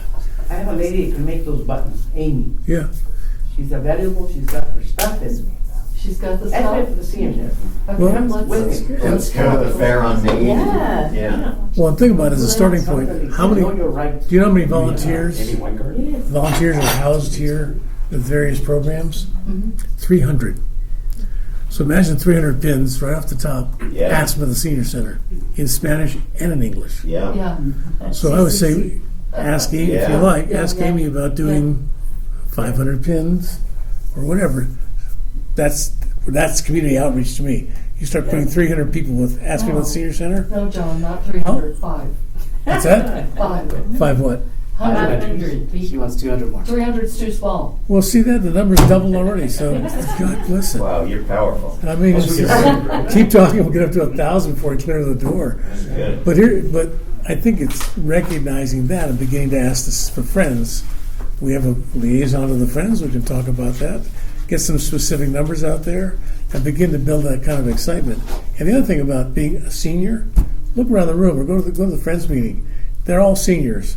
They don't act like old people as far as I can see. And I think that's the message to begin Once to you say. get in, you understand. Yeah, How ask do me I about get 'em it. in? Ask me about it. Yeah. I'll tell you. People say, how old are you? You're 80? No, I don't believe it. Come to the senior center. There's lots of old people there, lots of seniors. They're not what you think old people, seniors are. Does the senior center have a logo? But that's your logo. What is your logo? Seniors, not what you So- think they are. Yeah. And show a video. Right. It's We have a a logo? city created city logo with just a senior services. Boring. I'm thinking more like, you look at something like a Long Tucky bumper sticker or what have you, I'm thinking it's Longmont SC. Because I'm trying to pull the word senior off of it. Longmont SC, it does mean senior center, you can have the senior center logo or whatever, but a logo that I can put on my car windshield, on my tail window that just says Longmont SC. And it's a senior Don't be center oldie thing. but goodies. Yeah, So, I'm a pusher, sorry. yeah, no. we welcome that. Yeah, we definitely welcome that, Scott. Yeah. Recommendations. So, Yeah, I'm looking at the Kiwanis logo over here. Uh-huh. That's on the podium thing, and it's. it means something, it means Yeah, something. the Longmont Senior Center or Senior Services, that's not a bumper sticker. See, local, right. Look, Yeah, Loco SC. Yeah, yeah, Wait, what did you say? Loco SC. Loco is Local the seniors. Okay. Loco. LOCO. LOCOSC. lots of thoughts, Lonnie. That's Yeah. great. It only takes money, right? Right. You got any? And approvals. So, and for Well- to me, like the whole name change, right? Like, oh yeah, Yeah. I'm But buttons don't take an approval. approval though, right? Right, That what just does takes a everybody friend. Well, from a Name financial, And you know- change and all of these things. from a financial standpoint, it's the relationship we have with the Friends of the Senior Center. That's our financial. Yeah. We have fund, not city funding that's there to put a proposal together with 1,000 stickers, 1,000 buttons, whatever. Yeah. Begins to, and we're out there doing fundraising now. Yeah. Over the last Oh, I see 10 what you're years, the Longmont Friends of Senior Center, we've got close to $2 million in donations from people who came in here. So there's, Annually? no, over the last 10 years. Oh, it's And that's with no outreach, that's with no real fundraising direction. So what you're seeing right now, that's I'm glad you're here, is you're seeing that start to rise. We're actually going to go out the Friends are now actively going out in the community with this CRM program, giving us access, whatever. Yeah. The advisory board is starting to do outreach in a really serious fashion. So all the ideas that have come around today support that. I love the idea about asking about the senior center. I think that's a great idea. Yeah. I really do. And you know what, too? As we bring in more people and as this evolves, people might be more open to having the name changed. If we come up with good suggestions, things like that. I don't think it needs a name change. I It would. just needs education. The Matthew Popkins Senior Citizen Center. Okay. Write that down. Write that down. That's the small print on the button. Like Mile High, that comes at a cost. Yeah. Oh, really? 3 mil, and your name goes on the extension. $5 million and put it in a plaque. All right. Anything else? No, I think we're good. How about, let me Well, look what at are we doing going everybody. forward? What? What are we doing immediately going forward? Okay. I think we need to see a flyer. I think we need to come up with a kind of kit that we use when we do go out and speak to groups, whether it be at housing places, whether it be at community groups, community events, things like that. I think we need to know exactly what we're going to bring every time we go to places. So it would require some flyers, it would require, I would say some go books, but not a lot. Just as an example. Don't forget the buttons. What? Don't forget the buttons. Right, Forget the the buttons would be a fabulous idea if we can move forward with that and get buttons made. I think John and I can move the button thing forward. All right, We'll talk to Martha about getting something done. Oh, Yes. Yes, we will. okay. Amy. Sí se puede. Sí, sí puede. Sí, sí, sí. So when we meet next month, we can talk about where we're gonna go next, where we're gonna start presenting to. You know, what places are we gonna do a dress rehearsal at and things like that, and get it going. You had some I'll of that, find out a list, I have a list. you had a list that we did in the last meeting.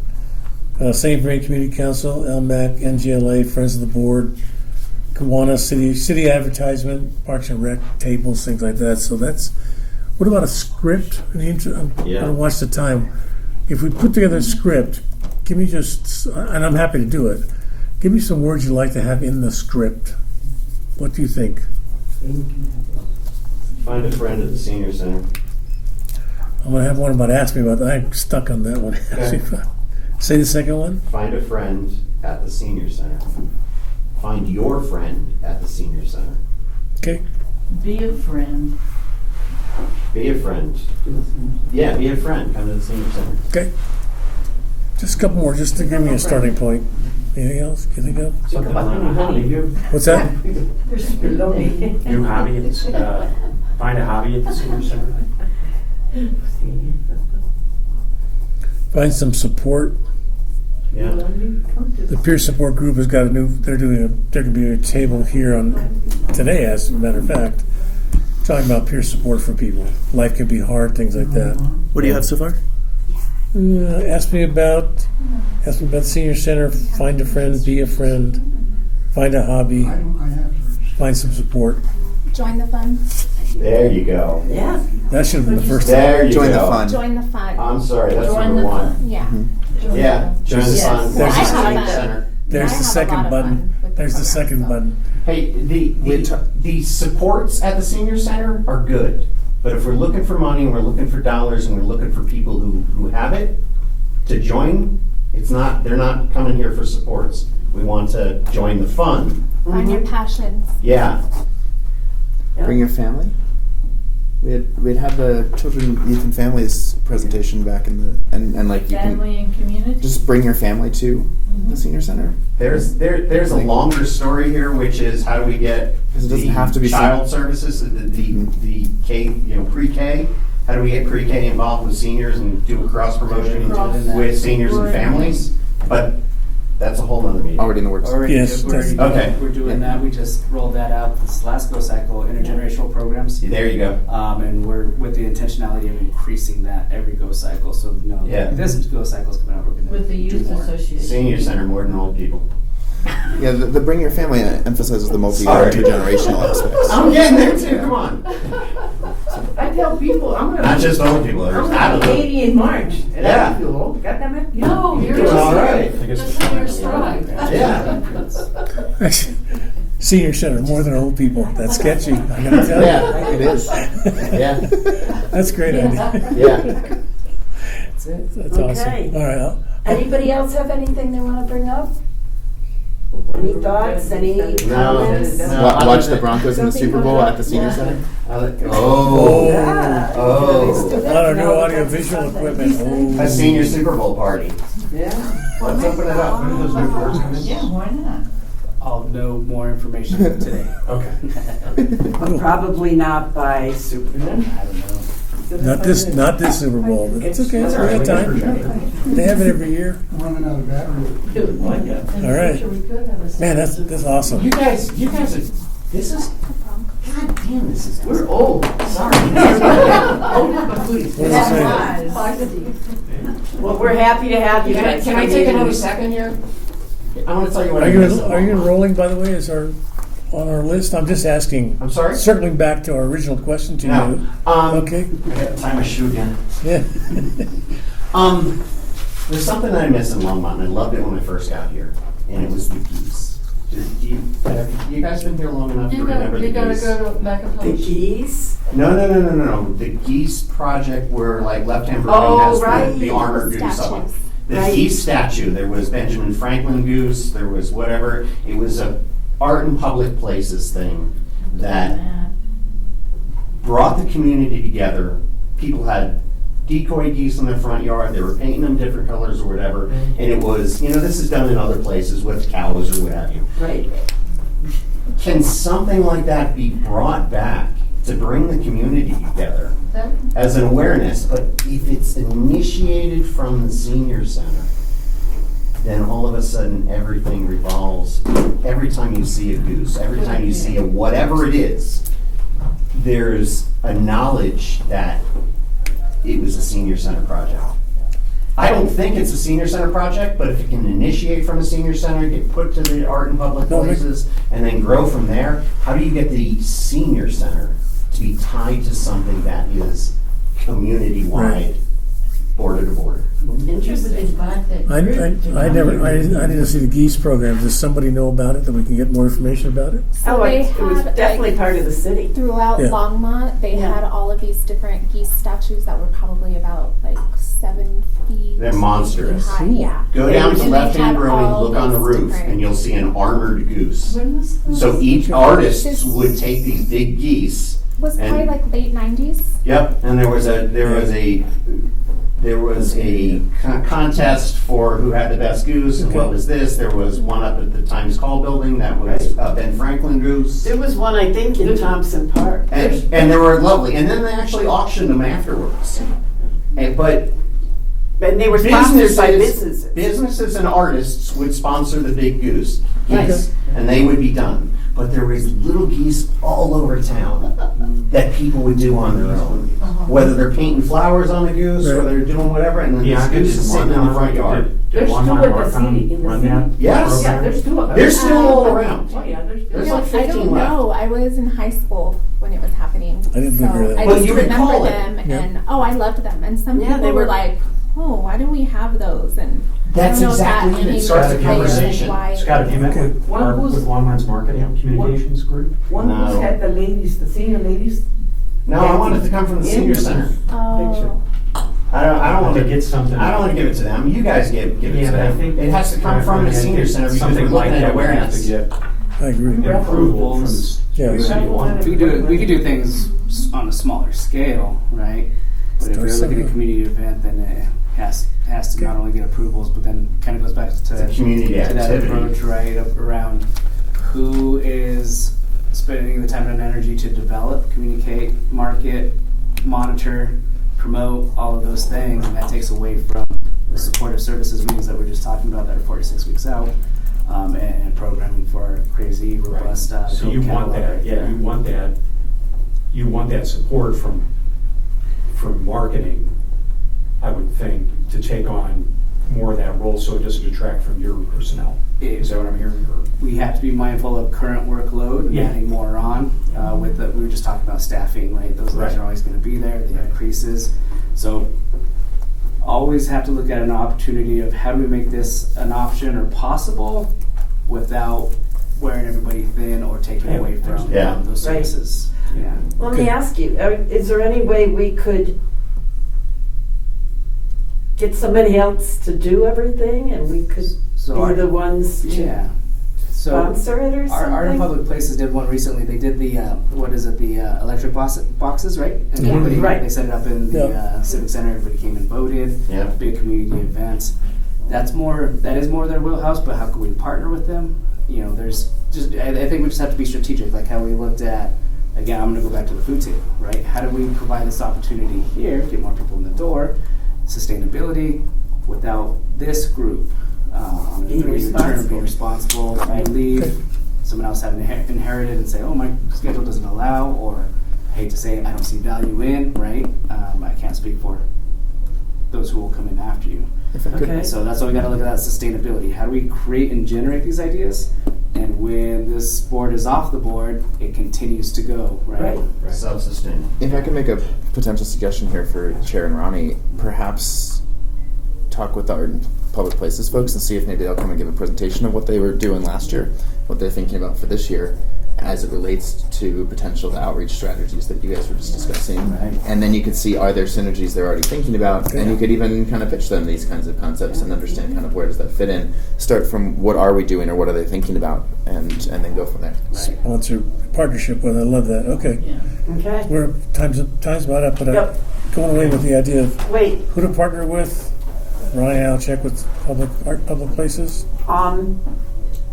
what we do need to put down is we've had 2 suggestions on meeting speakers. One would be Arts and Public Places, and one would be, who did I say? Not right Longmont. Nope, Rotary. nope. Housing Authority? But I don't think that that's necessary. That's not timely. That needs to be done now. Was Who it transportation? No? We can give some thought to it and just Okay. write to I'll Ronnie and re- myself. I'll re-watch the video and I'll find out what we talked And if about. anybody else has thoughts about who they'd like to have speak, let Right. Ronnie or let me know, or we can check it Right. out. Thank you all very much. This meeting is adjourned. This is an awesome meeting. Thank you.